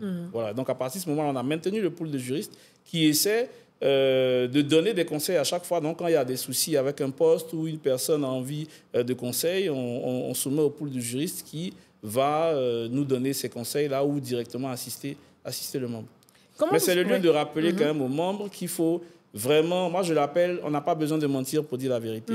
La vérité, elle est déjà très claire. Vous avez votre expérience, il ne faut pas mettre votre ressenti. Dites exactement comment ça s'est passé. Factuellement. Grossir les faits vous expose parce que on pourrait fact-checker et voir que vous n'avez pas raison. Donc, il faudrait raconter l'expérience. Et même aujourd'hui, on ne fait plus de poste par personne interposée. C'est-à-dire dire ma maman a vécu ça parce que ce que ta maman t'a dit, ce que ta maman t'a dit et ce que toi-même tu veux rajouter dessus qui on va demander, je pense qu'il y a 3-4 ans qu'on a arrêté donc les postes par caractère, les postes par personne interposée. Ouais. Et puis, donc, maintenant, c'est la personne qui vient en toute conscience faire son poste, il dit la vérité, et puis, si il ne dit pas la vérité, mais bon, il s'expose à la rigueur de la loi. Comment vous arrivez à identifier, parce que je voyais ça aussi à un moment, à identifier qu'un retour d'expérience, un REX, n'est pas biaisé ou bien n'est pas payé, par exemple, parce que quelqu'un peut venir dire qu'il a une très bonne expérience dans un restaurant et tout, mais en fait, c'est peut-être même l'employé du restaurant qui vient dire du bien de son restaurant, c'est le propriétaire lui-même, ou voilà. Comment vous savez un crime n'est jamais parfait. Déjà, dans la charte, on n'a pas le droit, si on a une relation commerciale, relation professionnelle ou familiale avec un prestataire, on n'a pas le droit de faire des postes. Mais généralement, effectivement, pour avoir de la visibilité, certains font des postes. Mais c'est les membres eux-mêmes qui arrivent à nous dire... Parce que des fois, les gens s'oublient. Tu fais une publication, Facebook, rien ne se perd. Tu fais une publication en 2021 pour dire « Venez manger au maquis X ». Et puis, 3 mois plus tard, tu reviens sur un consommateur pour dire « Dans mes balades sur Facebook, j'ai découvert un restaurant, machin, ils sont comme ci, ils sont comme ça. » Voilà. Et donc, à un moment donné, quand on fait un checking de ce que tu écris sur ta page, notamment qui est en public, et ce que tu es venu faire, on supprime automatiquement ta page et on te bloque. Directement. Ah ben non, parce que c'est écrit dans la règle. Ouais. Dans les règles, on met les niveaux de sanctions, ce qu'on fait et les niveaux de sanctions. Donc, ce qui a avertissement, on met l'avertissement. Si c'est un blocage 28 jours, on fait blocage 28 jours. Ou bien si c'est un bannissement total, c'est bannissement total. Et après, maintenant, si le membre fait amende honorable, on peut statuer, mais ça, c'est la maman qui décide, quoi. C'est son pouvoir discrétionnaire de dire oui, on peut débloquer, on peut ne pas débloquer une personne. C'est la fondatrice. Ah oui, c'est la fondatrice. Ça, il faut on la salue. Ah oui, on salue, Madame on salue ma Tavares, maman. Je lui fais un gros bisou. Voilà, je suis son fils chéri et donc je lui fais un gros bisou. En tout cas, bravo pour cette plateforme qui a changé beaucoup de vies, mais qui a aussi secoué énormément d'entreprises, qui leur a permis de donner le meilleur à leurs clients, d'être à l'écoute de leurs clients. Il faut ça. Ils seront rigoureux de gré ou de force. Et ça, c'est ton slogan, ça, de gré ou de force. De gré ou de force, il faut être rigoureux. Tu as vu beaucoup de plateformes similaires évoluer dans différents domaines, comme Police Secours, qui est né quelques années plus tard, qui fait un travail énorme également de collecte, voilà, d'informations. Je félicite aussi les gens de Police Secours. Salut Hassan Koulibaly et toute son équipe. Exactement. Et comment tu regardes, donc toi, de par ton expérience, ta très longue expérience dans la civic tech avec une plateforme comme Un consommateur averti en vaut deux, ta présence en ligne, comment tu vois l'évolution de toutes ces plateformes qui permettent aux citoyens lambda d'avoir une voix pour s'exprimer, parler, dire son ressenti, parler de son expérience et être entendu parce que les Ivoiriens sont entendus sur les réseaux sociaux. Mais moi, je dis merci aux créateurs des réseaux sociaux parce qu'ils ont permis justement la liberté d'expression.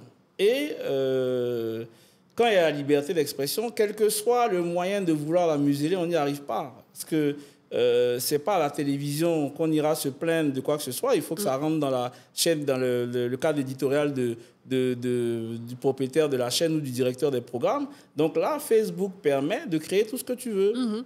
Twitter permet de créer ce que tu veux. Donc sur Facebook, les gens peuvent créer des plateformes pour adresser des sujets de société.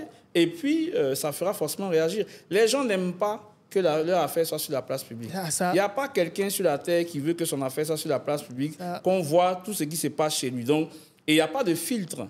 Si moi, aujourd'hui, je fais une expérience, un retour d'expérience sur une entreprise, mais forcément, les amis du directeur général vont capturer WhatsApp, machin, regarde ce qui se passe, et il y aura forcément une réaction. Voilà. Et ça, c'est quelque chose qui, fait, comme tu dis, fait peur.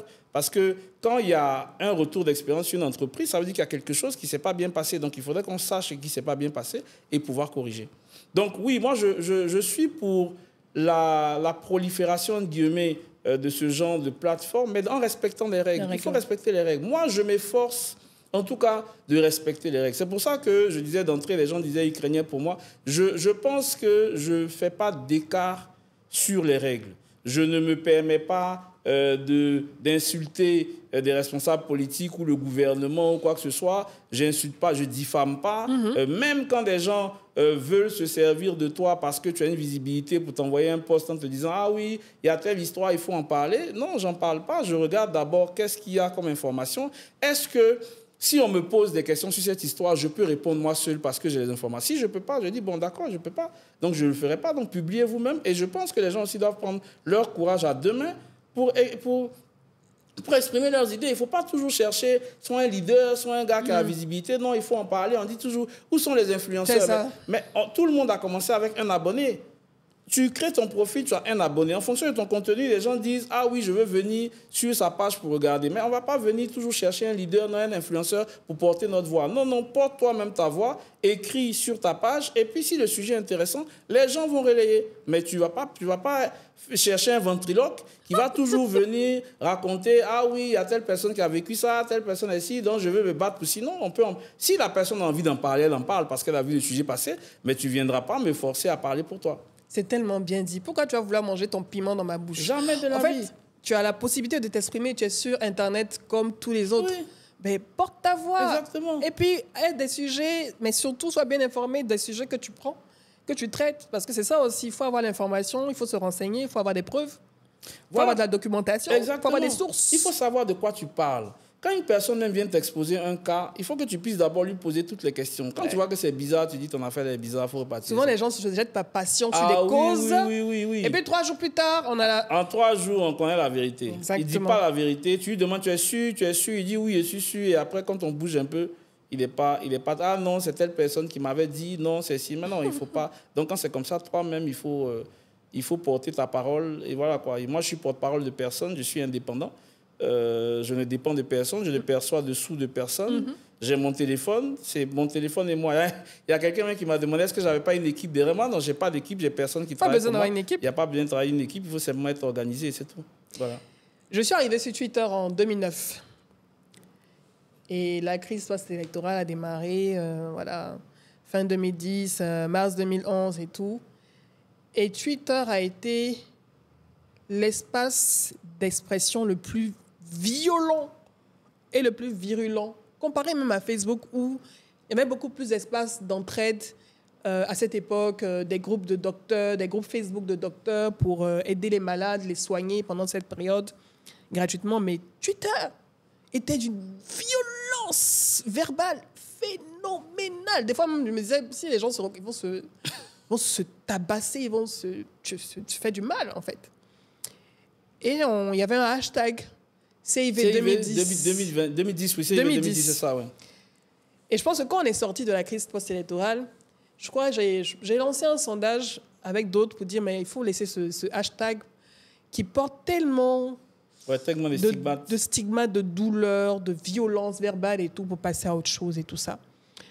Comment toi, peut-être que tu es venu après, hein? Moi, je suis arrivé sur Twitter en 2012. 2012. Et je pense que je n'étais pas vraiment actif. J'ai eu quelques échanges, notamment parce qu'il y avait certains membres du gouvernement qui étaient sur Twitter. Donc, on essayait de les faire parler, leur poser des questions. L'ancien ministre de la Construction le ministre de la Construction Pas à cette période-là, lui, c'est venu après. Okay, il y avait plutôt le ministre des Sports. Okay. C'est avec lui qu'on a eu des échanges, notamment au moment où il y a eu...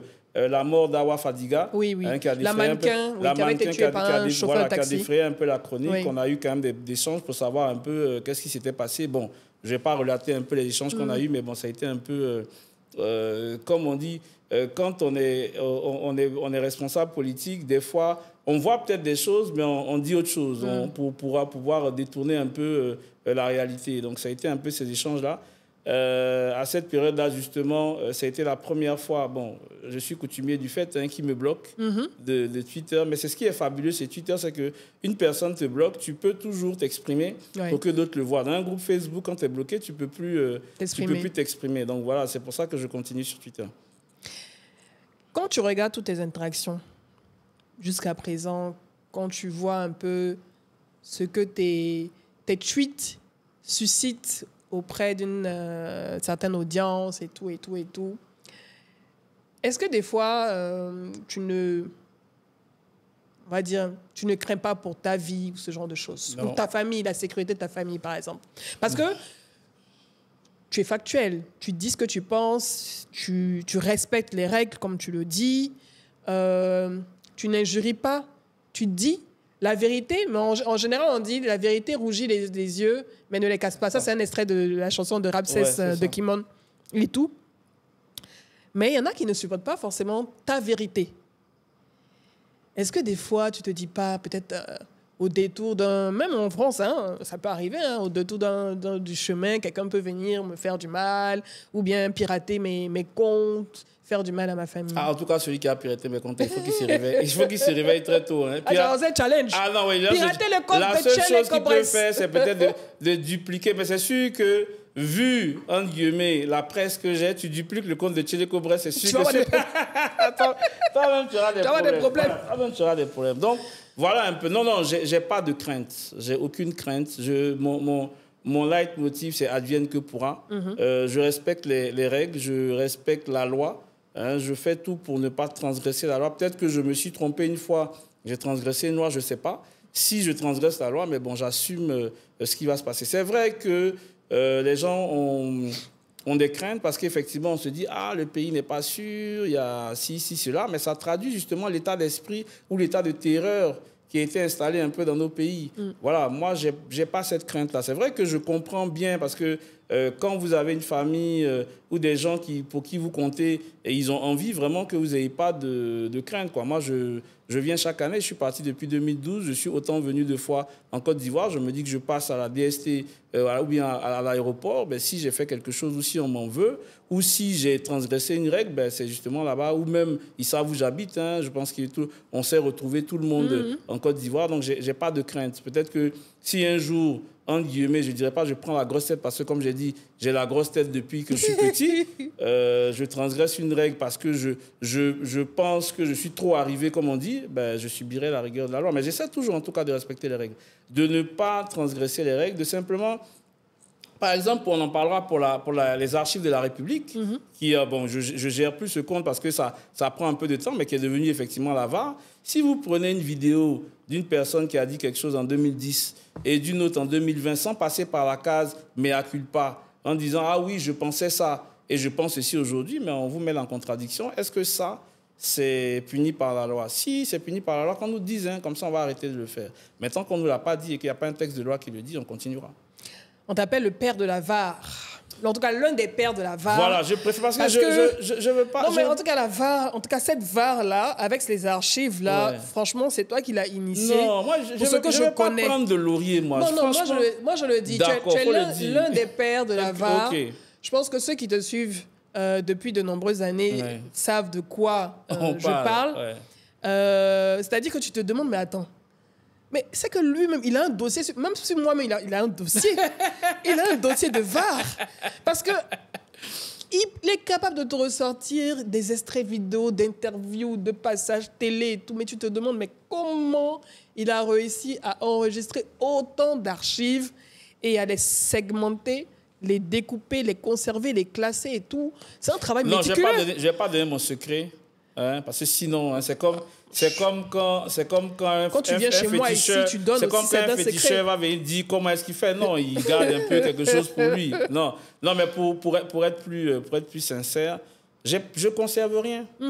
Je conserve rien. Comme je dis, je sais faire de la gestion de données. Donc, j'ai même pas besoin de stocker. Ah, tu stockes pas? Je ne stocke rien. Comment tu fais? Je vais chercher. Mais non, mais vous cherchez, il faut stocker. Je prends un exemple simple. Il y a un sujet. Oui. On dit... Le gouvernement a dit telle chose.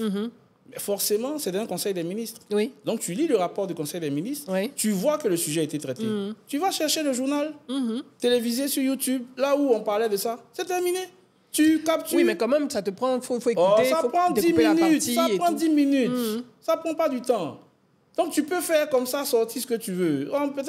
Mais quand tu veux même faire sortir un truc, tu prends 1 heure et puis tu en fais sortir un aujourd'hui, un demain, après-demain. Non, ça ne prend pas de temps. Il faut simplement fact-checker. C'est comme le dernier truc de l'histoire de l'alerte enlèvement.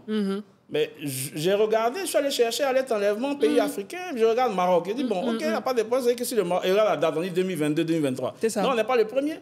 Et puis, je publie. Donc, ça ne te prend pas du temps. Donc, je n'ai pas besoin de stocker chez moi toutes ces informations. Non, moi, je parle de la VAR vidéo. Mais la VAR vidéo, c'est la même chose. Il y a des choses dont tu te souviens. Par exemple, tu te souviens d'un passage dans que ça, on avait dit ça et tout ça. Et donc, tu vois que le gars dit quelque chose de contraire. Tu vas chercher, tu dis, ah, je cherche ça, là, je vais aller voir. Et puis tu vas voir, effectivement, le gars, il a dit le contraire, tu publies. Tu as une très bonne mémoire.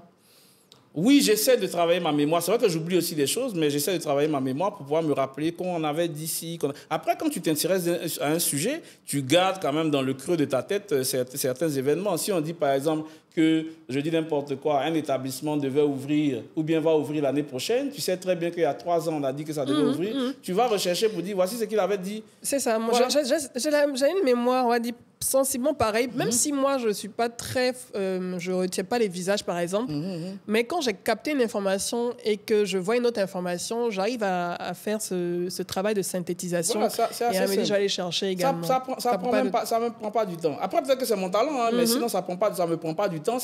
On pense que je suis présent 24 heures sur 24 parce que je réponds, je suis truc et tout. Mais après, je travaille, comme je dis. Oui, parce que comment tu gères, en fait, parce que... Mais je suis très organisé, c'est tout. Tu as tes responsabilités professionnelles. Je suis très organisé. Comment tu gères? Parce que l'impression que tu es tout le temps là. Je suis très organisé. Mon métier, c'est de faire les achats. Quand je fais mes achats de matières premières, je dois avoir toutes les informations sur mon marché. Donc, être sur Internet, collecter les informations, c'est mon métier. Donc, si au détour d'une lecture de marché sur le lait, tu fais un petit tweet, tu peux le faire sur ton téléphone. Là, je ne fume pas, donc pose cigarette, tu peux... Mais si je ne suis pas tout le temps là, 24 heures sur 24, je peux prendre du temps pour répondre et tout ça, mais je fais mon métier, je suis payé pour ça. Twitter, je ne suis pas payé pour ça. Donc mais c'est parce que je suis très organisé. Voilà. Tu gères très bien, tu es très organisé. Celui qui a envie d'être organisé, là, il me fait des TDR pour me dire je veux m'organiser. Et puis comme ça, je lui dis viens, je te coach et puis tu me payes. Voilà. Ah, tu fais ça gratuitement? Ah ben non, je ne fais pas gratuitement. C'est comme, et ça me permet de parler, c'est comme ceux qui demandent tu proposes rien. Mais je ne suis pas là pour proposer. Pourquoi vous voulez que je propose? Si vous voulez que... D'abord, ce ne sont pas les personnes qui vont décider ou qui vont mettre en œuvre ta proposition. Oui. Et ils te demandent, tu proposes quoi? Bon, si je te propose là, qu'est-ce que tu vas faire avec? Celui qui pense qu'il peut mettre en œuvre une proposition, qui vienne, qui me dise, voici ce qu'il y a à faire, voici mon TDR, dis-moi combien ça coûte, et puis on travaille ensemble pour le faire. Si c'est dans mon domaine de compétences, si j'ai besoin de collecter des informations à gauche, à droite, machin, ça devient beaucoup plus compliqué parce que c'est encore faire interroger des gens et tout qui sont peut-être pas forcément disponibles. Mais si c'est de ma compétence et que je peux le faire tout seul, mais tu me dis proposition, je fais la proposition. Si tu veux te la mettre en œuvre, si tu veux te la mettre pas en œuvre, mais je sais que tu as le pouvoir de la mettre en œuvre et tu payes, tu fais ce que tu veux. En fait, je pense que quand il dit cela, ils font référence certainement au fait que peut-être qu'ils te verraient en train d'investir dans l'entrepreneuriat dans ton pays en créant des emplois. Tout le monde n'a pas besoin d'être investisseur. Tout le monde ne peut pas être entrepreneur. Non. Et puis même un entrepreneur a bien des salariés. Moi, pour l'instant, je suis salarié. C'est la façon la plus simple. Voilà, ça me va comme ça. Entrepreneur, là, peut-être qu'un jour, effectivement, je vais me dire, bon, allez, j'arrête d'être salarié, je vais être entrepreneur. Mais pour l'instant, je suis salarié. Voilà. Et l'entrepreneur a forcément besoin d'un salarié. Bien sûr. Voilà. Donc, tout le monde, dire à tout le monde entreprendre, c'est peut-être vrai, mais c'est pas ce que tout le monde doit faire. Il faut qu'il y ait des personnes qui entreprennent et il faut qu'il y ait des personnes qui travaillent pour ces personnes qui entreprennent. Pour moi, j'ai l'exemple parfait de Internet, c'est pas la vie réelle. Pourquoi je dis ça? C'est que quand tu viens, tu rencontres en griffe tes détracteurs, en tout cas les personnes avec qui tu as les échanges les plus durs, avec le plus de friction. Je citerai des pros AO ou d'autres comme ça, Arthur Banga ou d'autres. Tu les rencontres en fait dans la vie réelle, vous discutez, vous prenez un verre, vous rigolez, vous prenez des photos. Et c'est là que tu te rends compte que, et surtout pour les jeunes qui sont sur les réseaux sociaux ou d'autres personnes, Internet, c'est pas la vie réelle en fait. C'est-à-dire que ce que tu es capable de me dire, même des fois, les injures que tu es capable de me proférer, en fait, si toi et moi, on se rencontre aujourd'hui, je te dis, assieds-toi là, répète-moi les mêmes injures, tu seras incapable de me le dire, exactement, par exemple. Et il n'y a pas d'animosité. Aucune. Et ça, tu le fais, en fait. Tu viens, tu arrives à Abidjan, tu discutes avec ces personnes avec qui tu échanges régulièrement sur les réseaux sociaux. C'est des débats d'idées. Après, ça peut être un peu tendu et tout. Mais vous vous rencontrez, vous prenez un verre, vous rigolez, vous prenez des photos. Tu peux les citer. Oui, mais ce que je veux dire d'abord, c'est que pour les personnes, si on dit même, parce qu'on va dire tu es partisan de telle personne ou de telle autre, mais ces personnes dont vous êtes partisan ne vous connaissent même pas des fois. Vous discutez sur un sujet, peut-être sur le président de la République, moi je ne l'ai jamais rencontré, l'autre l'a peut-être jamais rencontré. On va se battre pour une personne qui ne nous connaît pas. Qui vous calcule même pas. Qui ne nous calcule même pas. Qui ne sait même pas ce qu'on fait de nos vies et qui ça n'intéresse même pas dans la mission qui lui est confiée. Donc pourquoi vous allez vous battre pour quelqu'un qui ne vous connaît pas. Non, donc c'est pour ça que je rencontre, oui, si on s'appelle, qu'on veut, après ça dépend aussi des affinités. Il y a des personnes qui ne vont jamais peut-être vouloir me rencontrer et tout ça, mais si on veut se rencontrer, on se rencontre, on boit un verre. Je ne devais pas craindre qu'il puisse mettre quelque chose dans mon verre parce qu'il va m'empoisonner. Bon, les gens disent aussi, ouais, il faut faire attention. Ah ouais. Oui, on peut y faire attention, mais je ne crains pas parce que je me dis, bon, voilà, c'est vrai que peut-être que je fais un peu trop confiance aux gens. Mais oui, je pense que les personnes peuvent être aussi de bonne foi et qu'il y a pas quand on discute comme ça et qu'on le sait, il n'y a pas d'animosité. Voilà. Arthur Banga, je le connais depuis longtemps, hein, c'est pas Twitter, je le connais avant. Il est chroniqueur chez NCI.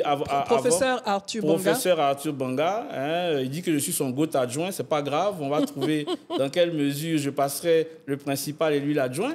Mais voilà, donc c'est de bonnes guerres, on se voit, et même Arthur Banga, on va se voir il n'y a pas très longtemps, on était sur le plateau de NCI ensemble, et on va se voir pour partager un repas ensemble. Voilà, c'est des choses qu'on fait. J'ai aucune animosité avec les gens, même les gens qui me... C'est pour ça que je ne bloque personne. Parce que j'estime que, et ça c'est quelque chose que, entre guillemets, que j'enseigne, ce qu'on te dit là, c'est pas ça qui te fait mal.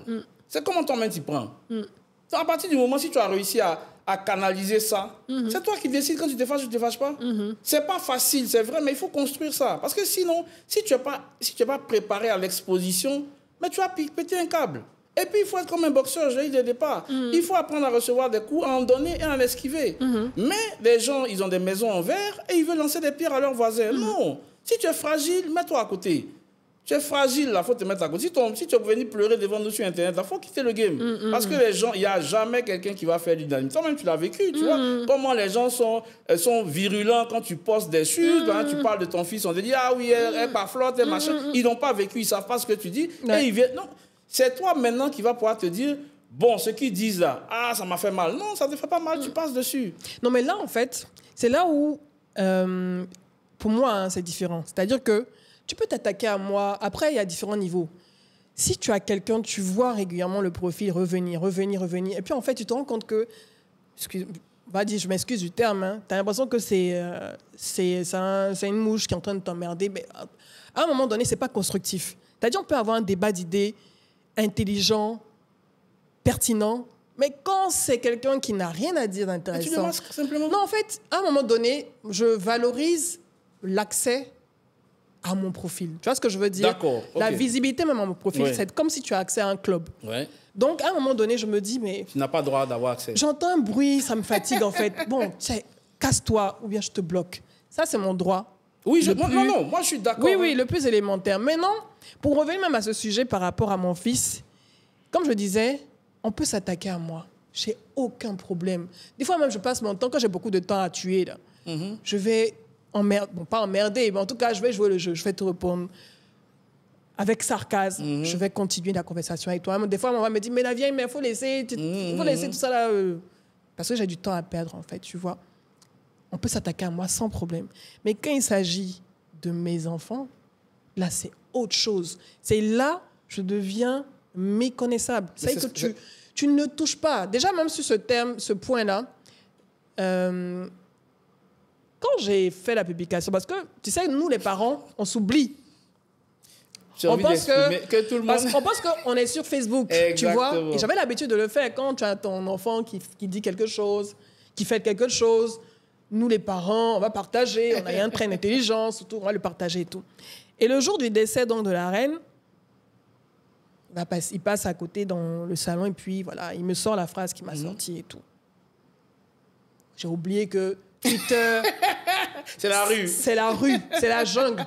Et en plus, je me suis rendu compte que la plupart de ceux qui commentaient, qui publiaient, si je regardais bien, c'était des jeunes en dessous de 20, 25 ans. Ouais. Des adolescents même pour la plupart. Et tu vois, le premier tweet, le premier commentaire, menteuse, écrit en grand caractère. C'est-à-dire que tu ne me connais ni d'Adam ni d'Ève. Tu sais même pas. Tu ne vis pas avec moi. Et toi, tu décides que... Je mens. Moi, ce que je raconte de ce que mon fils a dit, c'est un mensonge. Toi, assis depuis ta maison quelque part ou couché dans ta chambre, c'est un mensonge. Donc, quand j'ai vu d'abord le premier truc, je me suis dit, bon, OK, ça c'est normal. Et je vois que l'effet mouton va commencer. Dès qu'un premier va faire un premier commentaire, l'effet mouton va se propager et tu vas voir tout le reste. Et je vois qu'à un moment donné, même, c'est des jeunes adolescents, des adolescents de France ou d'autres, c'est que qui n'avaient rien à voir. À un moment, je me suis dit, En fait, ça ne servait à rien même de garder ces publications parce que, en fait, j'allais juste être polluée de commentaires et d'idioties, de commentaires, et en plus s'attaquer à mon fils. C'est ça. C'est-à-dire que quand je voyais des publications d'autres mamans sur Facebook, je me dis, vous là, vous ne connaissez pas. Vous ne connaissez pas. Si vous mettez la même publication sur Twitter, ce sera la rue. Ça sera la rue. Donc, là, je ne me suis absolument pas privée. Mais c'était un plaisir. Oh là là, même. tu as fait du blocage. Ah non, la reine mère des blocages. C'est que c'était un plaisir immense de pouvoir bloquer et de me dire en fait que non, mais comment je peux dire, ma paix est essentielle. Tu peux venir m'attaquer sur moi. Mon physique, ma tête, mon front, tout. Même si tu considères que je ne suis pas intelligente, il n'y a pas de problème. Mais pas mes enfants. Mes enfants. Alors là, on va aller où tu veux aller, à la PLCC ou anywhere, on va aller où tu veux aller. Ça confirme ce que je dis parce que toi, je vais collecter tout ce que tu as publié. Tu l'interprètes comme quelque chose vraiment de très grave. Oui. Et donc, pour ça, il faut... Moi, il n'y a pas de problème. C'est ce que je dis. Mais ton enfant, c'est très grave. Exactement, tu vois. Non, mais moi, je pense que... C'est pas pour me lancer les fleurs, mais je pense que je suis beaucoup plus préparé justement à tout ça. Donc, ce que je fais, c'est que souvent, je masque. Ouais. Pour ne pas avoir à lire et c'est tout, quoi. Pour ne même pas effectuer. Parce que je pense que, comme je dis souvent, c'est comme si c'était un temps de cyber que je leur donnais. Ouais. Donc, je lui réponds peut-être pendant son temps de cyber. On dit, monsieur, c'est terminé. Donc, je le masque. Donc, il va écrire tout ce qu'il veut. Dans le vide. Il va parler tout seul. Il va parler tout seul, je ne lui réponds pas. Tu vois? Ouais. Donc, il pense peut-être que je vois, mais je ne vois pas parce que je ne lui réponds pas. Voilà, j'ai pas envie, parce que je l'ai masqué, donc j'ai même pas envie de répondre. Donc son temps que je peux lui accorder pour lui répondre, parce que c'est vrai que souvent tu peux tenter de répondre, de dire ah oui machin, mais son temps de cyber est terminé. Tes 20 minutes ou tes 1 heure si tu veux, tu as 2 jours et puis je décide de plus te... Et je te masque et c'est terminé. En tout cas, je trouve Twitter plus intéressant que Facebook. Hein. Facebook... Bon, en tout cas, Facebook, c'est un autre monde. Je vais pas m'étaler, Facebook, c'est un autre monde. Bon, c'est vrai que ce n'est pas forcément les mêmes profils, mais ce n'est pas les mêmes interactions et ce n'est pas la même façon de réagir. Twitter, c'est un peu quand même la rue. Et moi, j'aime bien Twitter parce que, quel que soit Alpha, tu t'exprimes et puis chacun décide d'écouter et de ne pas écouter. Exactement. Tu vois, Facebook, soit tu vas faire une page, les gens vont venir en commentaire, ils vont venir faire plein de trucs et tout ça, tu vois. C'est pas la même chose. Twitter, c'est beaucoup mieux. Et puis le nombre de caractères, bon, c'est vrai que maintenant, nous qui avons des profils certifiés, on peut faire beaucoup plus de caractères, mais le nombre de caractères était beaucoup plus succinct et donc il fallait vraiment une certaine intelligence pour pouvoir raccourcir ce que tu avais envie de dire dans ce nombre de caractères. Il fallait être intelligent en 180 caractères. Exactement, c'est vrai. Est-ce que... C'est vrai que tu l'as dit, hein, tu fais attention et tout, mais est-ce que réellement, est-ce que tu n'as pas subi de pression? Non. Aucune. À un moment donné, à aucun moment depuis 2012, tu n'as subi de pression? Je n'ai subi aucune pression. D'aucun homme politique? Aucune pression. Non, mais est-ce qu'ils me voient même? Ils ne me connaissent pas. Quand je dis qu'ils ne me connaissent pas, je veux dire, je ne suis pas leur centre d'intérêt. Tu es insignifiant pour eux? Non, insignifiant. Je ne vois pas pourquoi est-ce qu'ils vont se mettre à ce niveau-là. Non, je n'ai aucune pression d'homme politique. La seule chose que j'ai eue, c'est qu'ils m'ont bloqué, par exemple, sur Twitter. Parce que comme toi, effectivement, ils n'ont plus peut-être envie que j'ai accès à leur page, c'est tout. Mais je n'ai jamais eu d'inbox où on vient me dire « Ah oui, fais attention » parce que c'est plutôt sur le profil où on dit « Ah ouais, viens au pays, on va voir, machin, que tu es calé à 6000 km. » Après, je n'ai pas besoin, je n'ai pas un agenda que je vais publier sur Facebook en disant « Si tu veux, sur Twitter, attendez-moi à l'aéroport, j'arrive. Je suis à l'aéroport, j'arrive tel jour. » Ben non, ça n'intéresse personne. Mais comme je dis, je suis depuis 12 ans installé en France, mais je suis venu plus de 12 fois en Côte d'Ivoire. Mes passeports en témoignent. Et ils peuvent aller voir dans les registres donc, de la police des airs et des frontières. Je passe tout le temps. Qu'est-ce que tu penses de l'évolution des influenceurs, même si je n'aime pas ce terme, mais moi-même, et des activistes numériques dans la société ivoirienne actuelle? On est passé du blogging, nous, notre période ancestrale, de 2009-2010, où on était blogueur, où on écrivait en français. On est passé de cette période-là à 2014, à l'arrivée des lives Facebook, ensuite, ces dernières années, TikTok et tout, où le terme a beaucoup changé et tout. Quand tu regardes tout ça, qu'est-ce que tu penses de cette évolution? Après, moi, je ne peux pas porter de critique parce qu'en fait, chacun fait en fonction de ce qui l'intéresse.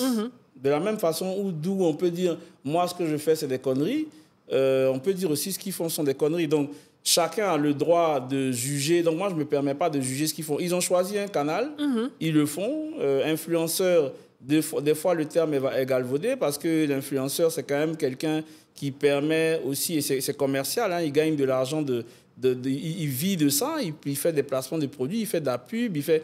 Voilà, donc ça, c'est un peu le rôle de l'influenceur. Donc, influencer les modes de consommation des gens qui les suivent, mais de maintenant à faire des lives pour faire, entre guillemets, du béret, je ne suis pas très à l'aise avec parce que je préfère, comme je t'ai dit, un dialogue. Être devant ma caméra, c'est pour ça que j'appréhende encore, est-ce que je pourrais faire tout seul un podcast? Parce que je ne suis pas enclin à parler tout seul devant une caméra et puis j'ai pas de réaction par derrière. Des fois, je réfléchis tout haut, donc je parle tout seul, mais je peux pas me mettre devant une caméra pour dire partagez les cœurs, venez, je vais parler de telle chose. Non, je préfère une discussion comme on fait actuellement pour pouvoir m'exprimer. Après, l'évolution, c'est Internet. Hein. Internet donne des possibilités. Aujourd'hui, on n'a pas besoin de passer à la RTI pour faire une vidéo. Tu prends ta caméra de ton téléphone, tu fais une vidéo, un live. En fonction du nombre d'abonnés que tu as acquis la notoriété. Et puis, bon, à un moment donné, tu fais un live tous les soirs. Et puis, voilà, si c'est monétisé, tu gagnes de l'argent avec. Voilà. Donc, je pense qu'il rentre dans un créneau. Ça peut être c'est comme dans la vie. Hein. Tu joues au foot, tu deviens menuisier, tu deviens ça. Ils sont rentrés dans un créneau. Ils veulent vivre de ça. Bon, on les félicite. Hein. Voilà, moi, j'ai pas de remarques péjoratives à faire par rapport à ça. Ce sont des nouveaux métiers qui sont créés. Ah oui, ce sont des nouveaux métiers, ils exercent. Il y a à boire et à manger. Il y a à boire et à manger, on va dire comme d'habitude, dans tout métier ou dans quoi il y a des brebis galeuses, entre guillemets, mais voilà, je pense que leur métier, bon, ils font leur métier, ils le font. Certains savent le faire, d'autres ne savent pas le faire, mais bon, c'est leur métier, quoi. En tout cas, on essaie d'en vivre. Voilà. Est-ce que tu as été approché? De toute façon, tu tapes partout. Quand je dis tu tapes partout, tu donnes ton avis sur tous les partis politiques en Côte d'Ivoire, que ce soit la gauche, la droite, le centre. Tout le monde en prend pour son grade. Est-ce que tu as déjà reçu des propositions? Non, aucune. Pour entrer dans un parti, intégrer un parti ou pour parler... Peut-être pas de propositions formelles. Non, j'ai jamais eu de propositions formelles pour entrer dans un parti. Non, j'ai pas. Et pour l'instant, vu que je suis un peu un élément incontrôlé, je n'ai pas envie de rentrer dans un parti. Parce qu'après, le parti, c'est la discipline du parti. Il faut pas... Tu vas devoir te museler sur certaines choses, tu vas pas devoir en parler. Donc, pour l'instant, je veux conserver cette indépendance-là. Et puis, si un jour, il y a un déclic pour entrer dans un parti, je verrai. Mais pour l'instant, non, tu préfères rester un électron libre? Je préfère un électron libre, un perturbateur, hein, quelqu'un qui dérange tout le monde. Voilà, ça me plaît quand c'est comme ça. Un défenseur de porte. Exactement. Est-ce que tu penses que tes prises de position, à un moment donné, une de tes prises de position a fait changer les choses à un moment donné sur un sujet qui était une des préoccupations des Ivoiriens? Oh, je ne sais pas, mais peut-être. Mais comme je dis, selon rigoureux de gré ou de force. En fait, quand une personne critique, passe son temps à critiquer, la personne en face a envie de fermer sa bouche pour ne plus qu'il critique. Donc, l'impact, c'est peut-être de régler les problèmes que la personne a critiqués pour ne plus en parler. Donc, peut-être qu'au fur et à mesure que j'en parle, ils arrivent à le faire. Mais je ne suis pas informé, je ne sais pas quoi. Mais je me dis que le fait que j'insiste sur des critiques peut faire en sorte que, pour ne plus que la personne parle de ça, c'est comme on a parlé des sardines. Sardines, je pense que dans les rassemblements, les gens ne donnent plus de sardines aux gens. Ah oui, ils préfèrent leur donner des per diem et tout ça plutôt que de donner des sardines. Donc voilà, peut-être qu'il y a eu des impacts comme ça, mais je ne sais pas. Je ne suis pas... ou du moins, je ne m'en souviens pas. Je n'ai pas vraiment fait attention. Est-ce que tu as déjà ressenti un conflit entre tes prises de position sur Twitter et tes employeurs, ton employeur? Est-ce que ton employeur va dire ça ne le dérange pas? C'est pas son problème. C'est pas son problème. Non. Même tes collaborateurs, tes collègues. C'est pas leur problème. Okay. Est-ce que c'est leur problème? C'est pas leur problème. Je ne parle pas, comment dirais-je, je ne mets pas en danger les intérêts de l'entreprise, donc il n'y a aucun problème. On n'est pas dans Après, c'est pas la même façon de penser. Ici, on se dit, ah oui, tu as l'image de l'entreprise, donc il ne faut pas faire... Il y a des gens qui sont des artistes, qui sont des musiciens en dehors de leur travail. Il y a des gens qui sont syndicalistes en dehors de leur travail, qui sont, par exemple, dans des... Comment dirais-je, dans des groupes de... Je ne dirais pas de pression, mais des syndicats. Je préfère dire syndicats pour ne pas me dire le mot et le chercher trop longtemps, mais ils ont des activités extra professionnelles et on ne les empêche pas de le faire. Voilà, personne ne peut empêcher. C'est la liberté, chacun est libre de faire. Tant que tu ne mets pas en danger les intérêts de l'entreprise, moi je ne vois pas comment je mets en danger les intérêts de mon entreprise, en disant, par exemple, que telle personne a dit ça hier et a dit aujourd'hui. Peut-être que si c'était en Côte d'Ivoire, on aurait dit, ben, si ce gars... On allait appeler ton employeur, il dit, mais ton parce élément, que là... justement, je le dis souvent, et ça, c'est mon parrain qui me l'a dit, pour participer au débat public, il faut faire en sorte que celui à qui tu t'opposes n'a aucune influence à ce qu'il te donne à manger. Exactement. Parce que c'est la première des choses que les gens vont vouloir fermer. On a vu le gel des avoirs et tout ça. Parce qu'une personne qui a plus d'argent, c'est une personne qui n'est plus rien, surtout dans nos vulnérable, pays. oui. Donc, à partir de ce moment-là, c'est sur ça qu'on commence déjà à pouvoir faire en sorte que ce mec-là, il n'ait plus de ressources et qu'il vienne nous manger dans la main. Voilà. Donc, tu vas rester longtemps en France, alors?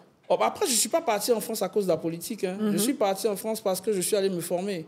Voilà, j'ai eu envie de faire le meilleur investissement qu'un homme peut faire sur lui-même, c'est la formation. Donc, je suis allé me former. Je suis parti donc, de l'entreprise dans laquelle j'étais à l'issue d'un départ négocié. J'ai financé donc, ma formation et puis je suis en France. Voilà, si le jour où je veux revenir... Après, comme je fais des achats et je connais l'environnement des achats en Côte d'Ivoire et je n'ai pas envie de me battre contre un système où tu représentes un œuf et c'est une pierre, bon, pour l'instant, je suis tranquille chez moi. Mon budget aujourd'hui achat, c'est environ plus de 36 milliards de francs CFA. Tu es les donc en équivalent en euros. Donc, tu n'es pas influencé en disant donne ce marché à telle personne, donne ce marché à telle autre. Tu es autonome sur ton périmètre, tu choisis tes fournisseurs. Attends, donc tu jettes 36 milliards en achat. En tout cas, en budget achat, ce que je valide avec ma signature en contrat, ça fait 36 milliards de francs CFA. Chili, mais ta signature est puissante. Mais attends, je tremble. Ça veut dire que peut-être que si j'étais en Côte d'Ivoire, j'aurais eu peut-être 25 immeubles ou bien 30 immeubles avec les différentes commissions que les gens se prennent sur ce genre de choses. Voilà. Sa signature, 36 milliards de francs CFA, c'est ça? Ben oui. J'achète par exemple 12 000 tonnes de produits laitiers pour le chocolat au lait. C'est vrai que si tu étais en Côte d'Ivoire, tu allais avoir 50 immeubles. Ben voilà, tu vois, 50 immeubles, 70 immeubles, des grosses voitures, être en Range Rover et tout ça. Mais non, moi, dans cet environnement-là, Tu es intègre. Pas que je suis... Bon, oui, un peu intègre, mais je pense que c'est pas... C'est une vie artificielle que tu mènes. C'est une vie artificielle. Et pour qui? Pour les yeux, simplement.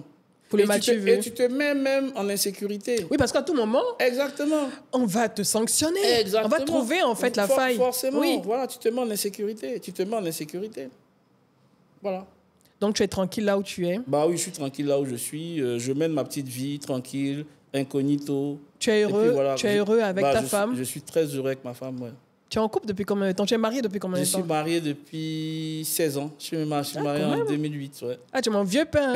Hein? J'avais venir prendre des conseils chez toi. Je donne des conseils aux jeunes, effectivement. J'avais prendre des conseils chez toi. Sur le mariage, je suis marié depuis 2008. Ouais. Comment elle prend tes activités sur Twitter, tes prises de position? Est-ce qu'elle est sur Twitter même? Non, elle ne veut même pas. Ouais. Non, en fait, elle n'a pas envie même qu'on... Après, oui, il y a des personnes qui lui envoient des captures et tout ça, mais elle n'a pas envie de voir ou de quoi que ce soit. Non, elle veut être un peu loin de tout ça. Qu'est-ce qu'elle en pense?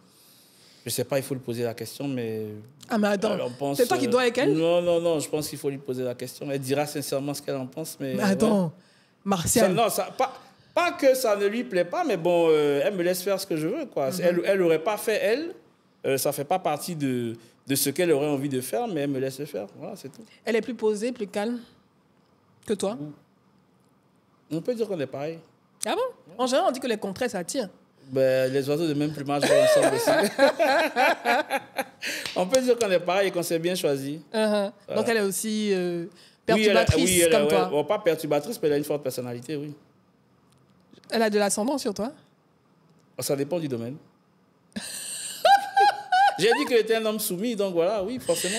Elle a son domaine de souveraineté, oui. Martial est un homme soumis. C'est un accord qu'on a conclu, oui. Martial est un homme soumis et c'est un féministe. C'est un féministe radical. Féministe radical. Mais elle ne veut pas être féministe. Elle dit qu'elle n'est pas dans vos histoires de féministes. Mais en fait, il faut lui expliquer qu'elle n'a rien compris, en fait. Non, Madame Cobry, elle a tout compris. Elle a bien compris. Moi, je peux être féministe et puis elle n'est pas féministe. C'est pas grave.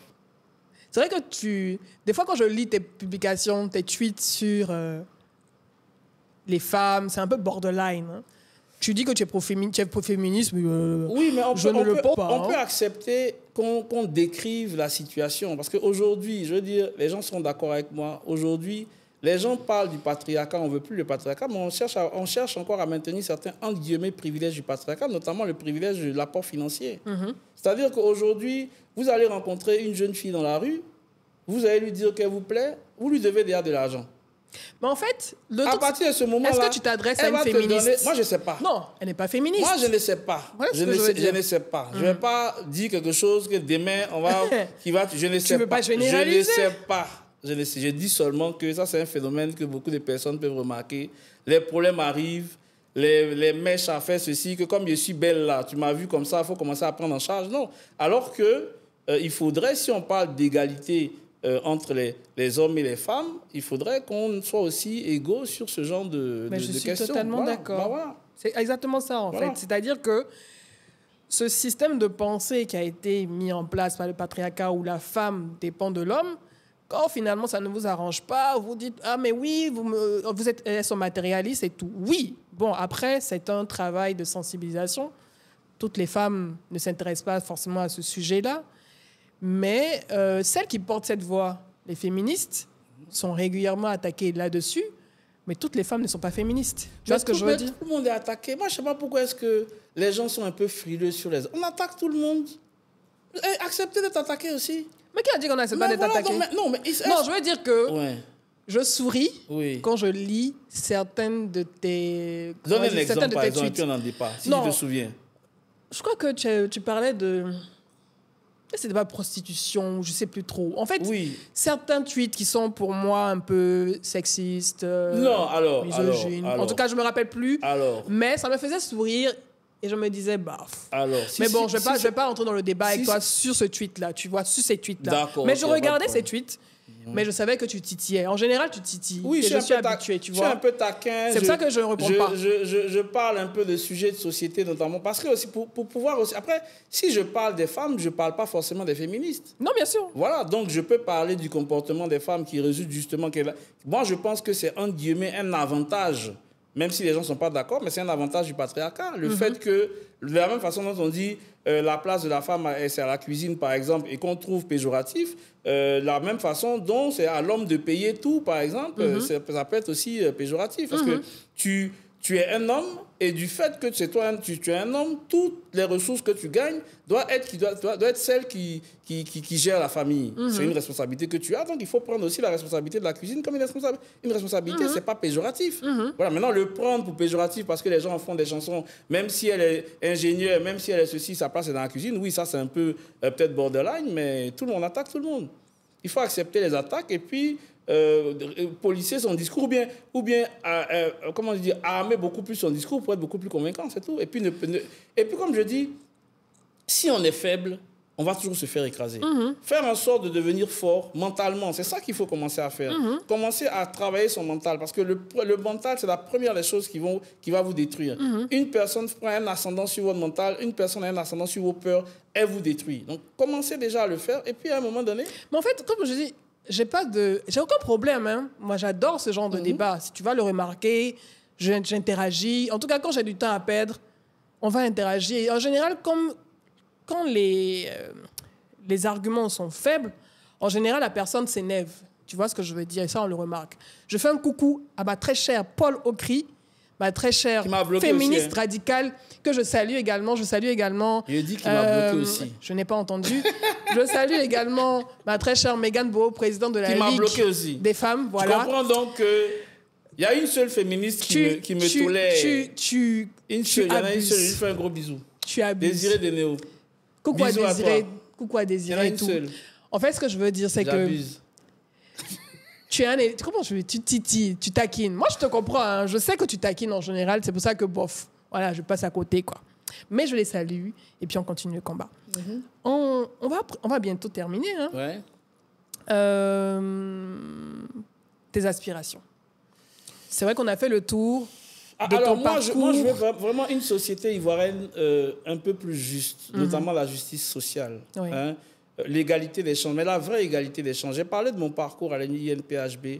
Ça m'a vraiment marqué de voir tous mes camarades, on est arrivé à quoi, 18-19 ans à Yamoussoukro, qui venaient de partout, qui venaient de Bouna, de Korogo, de Ferké, de Djekoué, de Danané, de Fakoubli, des zones reculées, hein, dans des lycées publics où ils marchaient des kilomètres pour aller à l'école, où il n'y avait peut-être pas d'internat, où peut-être qu'ils n'avaient pas 3 repas par jour. Il y a des gens même sur la cité, nous on partait en vacances, mais qui restaient sur la cité. Donc des personnes que la vie n'a pas favorisé. Ça, je voulais aussi parler du sujet du privilège. J'ai entendu que le privilège n'existe pas. Si, le privilège existe. Le népotisme. Ah oui, le privilège existe. Une personne qui peut manger 3 repas par jour est privilégiée. Il y en a qui ne peuvent pas, ils font 1 repas par jour. Donc, à un moment donné, les privilèges qu'on a, on doit pouvoir bénir le ciel pour dire « Ah oui, merci, je suis un privilégié ». Parce qu'il y en a qui n'ont pas ce privilège. Donc, moi, je veux vraiment une société un peu plus juste, qui est beaucoup plus, justement, d'égalité. L'éducation.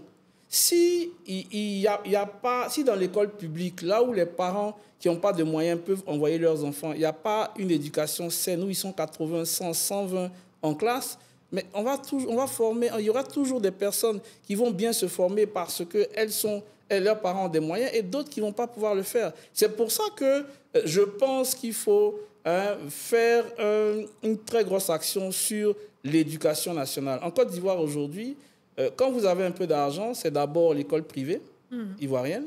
Si vous en avez un peu plus, d'abord c'est l'école confessionnelle. Bon, l'école publique un peu d'excellence, l'histoire des Saintes Marie et tout. Ensuite, école privée et confessionnelle. Ensuite, école privée même. Hein. Après, école française. Hein. Et puis, ou bien école internationale. Mais ça coûte cher. Ouais. Ça coûte cher. Le plantain de cacao, hein, si on dit que c'est 1500 francs le kilo, il vend 1 tonne de cacao, ça fait 1,5 million. 1,5 million, c'est son revenu annuel, donc on n'enlève même pas ses charges. Et c'est ça qu'il doit payer pour l'école de son enfant. Il ne pourra jamais. Ouais. Il n'est pas accompagné. Il n'est accompagné par aucune banque, il ne peut rien faire. Donc il ne mettra jamais ses enfants dans ce genre d'école-là. C'est toujours des personnes. Et le cacao, plus tu t'éloignes de l'arbre, plus tu gagnes de l'argent. Donc ceux même qui ne plantent pas sont ceux qui gagnent beaucoup plus de sous. Mais pour revenir au sujet de mon aspiration, c'est ça, il faut de la justice sociale. Il faut qu'on réduise, on va toujours besoin d'avoir des riches et tout ça, mais il faut réduire quand même l'écart entre les riches et les pauvres. Il y a des gens qui crèvent la faim. Il y a des gens qui sont des sinistrés de la vie. Il faudrait vraiment faire en sorte que ces personnes-là puissent avoir quelque chose pour être un peu dignes, logement décent. Il faut qu'ils puissent au moins pouvoir manger 2 ou 3 fois par jour pour se nourrir. Voilà, il faut beaucoup de choses comme ça. Et c'est ça qui est en tout cas moi, mon aspiration. Je ne sais pas si je vais dire que je suis socialiste, je ne connais pas tous ces termes et je n'ai même pas envie de rentrer dedans, mais je pense qu'il faut de la justice sociale et puis un peu moins de corruption. Beaucoup même moins de corruption parce qu'aujourd'hui, la corruption, elle est partout. Quand les gens ne sont pas au pouvoir, ils voient bien la corruption, hein, ils ont les yeux de lynx sur la corruption, mais quand ils arrivent, on vous demande des preuves, on vous demande ci, on vous demande ça. Maintenant, il y a la haute autorité de la bonne gouvernance, il y a un ministère. Mais après, il faut... je prends un exemple simple. Vous allez au palais de justice, par exemple, pour faire un papier. On vous dit 3 mois pour le papier. Je dis n'importe quoi, hein, j'exagère sur le délai. Et un monsieur vient vous dire, si tu veux l'après-midi, je peux te le faire. Comment tu le dénonces? Mais il y a la plateforme, donc, comme je disais, de la haute autorité de la bonne gouvernance. Il y a un numéro vert. Comment tu le dénonces? Mais tu le dénonces sur ce numéro? Comment? Tu fais comment? Ben, tu trouves le moyen de prendre son nom et puis tu le dénonces. Tu dis, en fait, peut-être même tu prends même pas son nom. Tu dis non, il m'a proposé... Peut-être même tu lui donnes pas son nom. Tu dis, il m'a proposé de faire mais tu dis qu'aux abords du palais de justice, mais c'est ça, on ne sait pas. Oui, mais... Est-ce qu'on a bien des Je vais revenir sur ton point. Tu disais que tu préfères attendre, tu ne veux pas avoir de privilège. Le privilège pour toi, par exemple, ce serait de dire, OK, moi, je ne veux pas attendre, je vais payer 5 000 francs pour pouvoir aller vite. Oui, mais c'est parce que tu es contraint à un moment donné. Je dis n'importe quoi. Moi, je fais 2 semaines, par exemple, à Abidjan. Je veux faire mon certificat de nationalité. On me dit 3 semaines. Je fais comment? Je le veux pour partir. À un moment donné, si c'est le soit délai. il y a le choix, soit j'ai le choix de dire, bon, je suis radical. Parce que sinon, tu te transformes en corrupteur. Mais c'est ça. Mais en fait, c'est une corruption. Je pense que c'est une corruption active. C'est-à-dire que la personne ne va pas te demander expressement de le faire, mais vu qu'on va rallonger globalement les délais pour que des moyens détournés existent pour le faire. Si une personne qui est devant un palais de justice peut faire un certificat de nationalité en 1 jour, pourquoi au bureau on ne peut pas? Pourquoi on ne peut pas? Pourquoi est-ce qu'on est obligé de payer beaucoup plus? Ça, tout le monde le sait.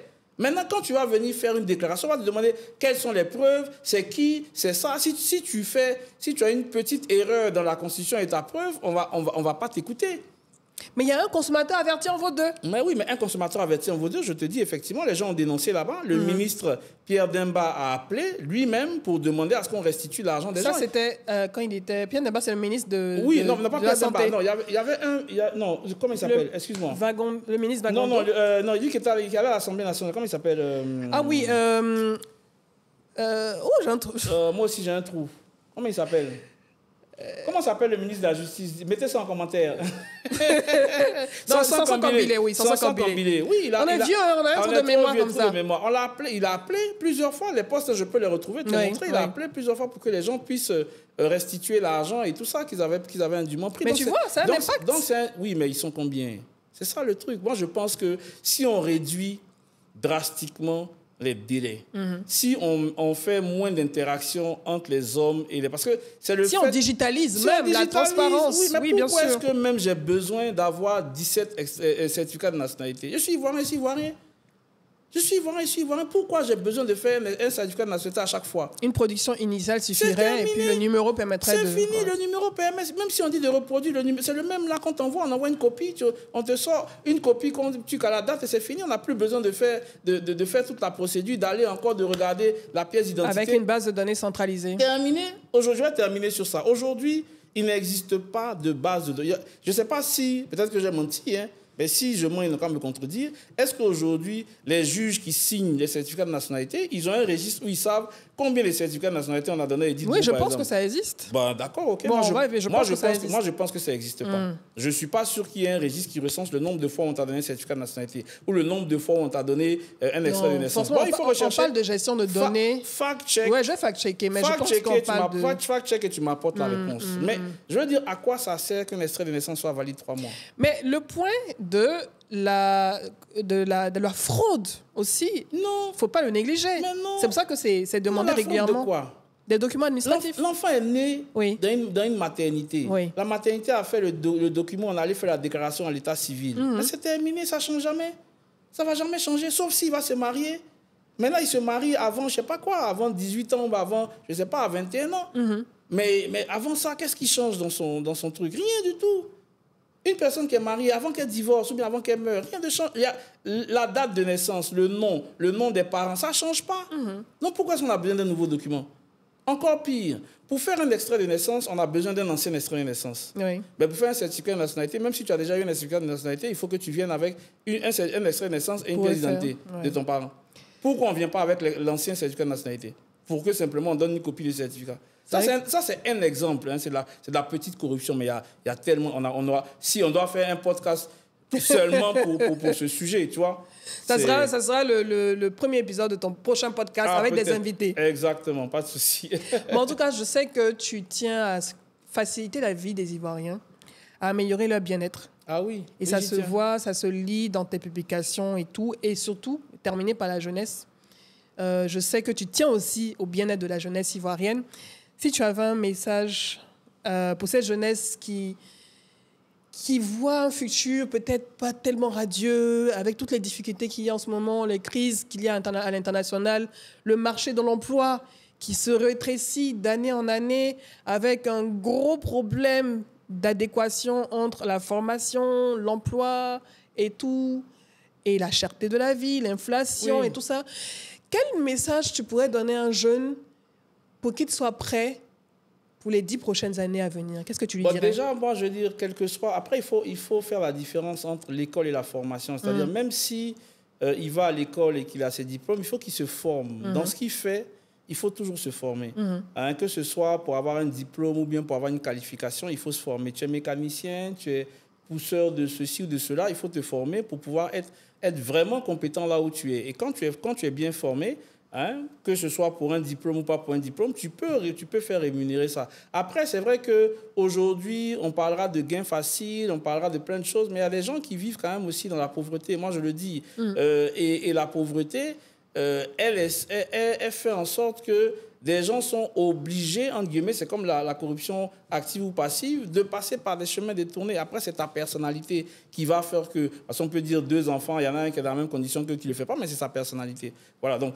Il faudrait que... Moi, je pense quand même que c'est une responsabilité de l'État. L'État doit pouvoir faire en sorte que tous les jeunes soient... C'est comme un parent. un parent ne laisse pas tomber son enfant. Hein. En tout cas, quand il est encore jeune, il met tous les moyens parce qu'il sait que quand il ne sera plus là, il pourra pas, comment dirais-je, reprendre les choses en main. Donc, il met tout en œuvre pour que l'enfant réussisse. C'est comme ça que l'État doit faire. L'État doit pouvoir, pour chacun des individus de la Côte d'Ivoire, pouvoir assurer, faire en sorte que cette personne puisse être assurée d'un avenir. Parce que quand ce jeune, quand il aura 60 ans, qui payera sa retraite, par exemple? Il vivra de quoi? Il va vivre aux dépens des gens. Donc, faire en sorte que toutes ces personnes-là, dès le départ, puissent être prises en compte dans un système global. Je ne sais pas quelle réflexion il faut faire, mais en sorte que ces personnes-là, du jeune âge jusqu'à la vieillesse, soient vraiment prises en compte par des solutions que l'État va mettre en place. S'occuper de la jeunesse, assurer leur avenir. Assurer l'avenir de la jeunesse. Dans un monde en constant changement. Exactement. Et l'avenir est tellement incertain. Exactement. Parce que je pense que, je pense que les programmes scolaires, je ne sais pas à quelle fréquence on les change, je ne vais pas raconter n'importe quoi, mais quand je vois nos lois qui sont peut-être bonnes, hein, mais qui ne sont pas des fois appliquées et qui ne sont pas révisées. Des fois, il n'y a pas très longtemps, on a changé la convention collective, par exemple, de 1977. Il faut tous les jours adapter le corpus législatif pour qu'on puisse prendre en compte tous les cas qui existent et puis mieux gérer la société. Voilà, je pense que les jeunes ont vraiment besoin du support de l'État. Il y a leur personnalité, il y a leurs aspirations. Il faut que l'État puisse mettre en place des mécanismes pour eux. Merci, Martial. Merci, Edith, de m'avoir reçu. C'était un plaisir. Oui. On a pu explorer tous les pans de ta personnalité, de ton parcours. Tous, je ne sais pas, mais une grande partie, oui. Tu avais des choses à dire? J'ai eu des choses à dire et je les ai dites. Tu les assumes? J'assume tout. Toujours? J'assume toujours. Maintenant, si j'ai transgressé une loi, j'assume. Hein. si j'ai dit quelque chose que je ne devais pas dire, ben oui, que la rigueur de la loi s'applique sur moi. Bon. Et ce sera grâce à toi. Tu sais, je crée souvent des précédents, c'est ma touche. En tout cas, ça m'a fait plaisir d'avoir cet échange avec toi, avec les abonnés, des choses à dire. J'espère que vous avez apprécié, vous avez découvert. Donc, pour ceux qui ne connaissent pas Martial, vous l'avez découvert, sa passion pour la Côte d'Ivoire, sa passion également pour l'intérêt général, l'intégrité et surtout émuler, faire changer les choses positivement. C'est ça. Alors, je vous donne rendez-vous pour un prochain épisode avec un nouvel invité ou pourquoi pas une nouvelle invitée. D'ici là, n'oubliez surtout pas d'activer la cloche de notification pour recevoir les nouveaux épisodes et surtout, abonnez-vous à ma chaîne. C'est très important. Je vous dis à bientôt. Ciao, ciao.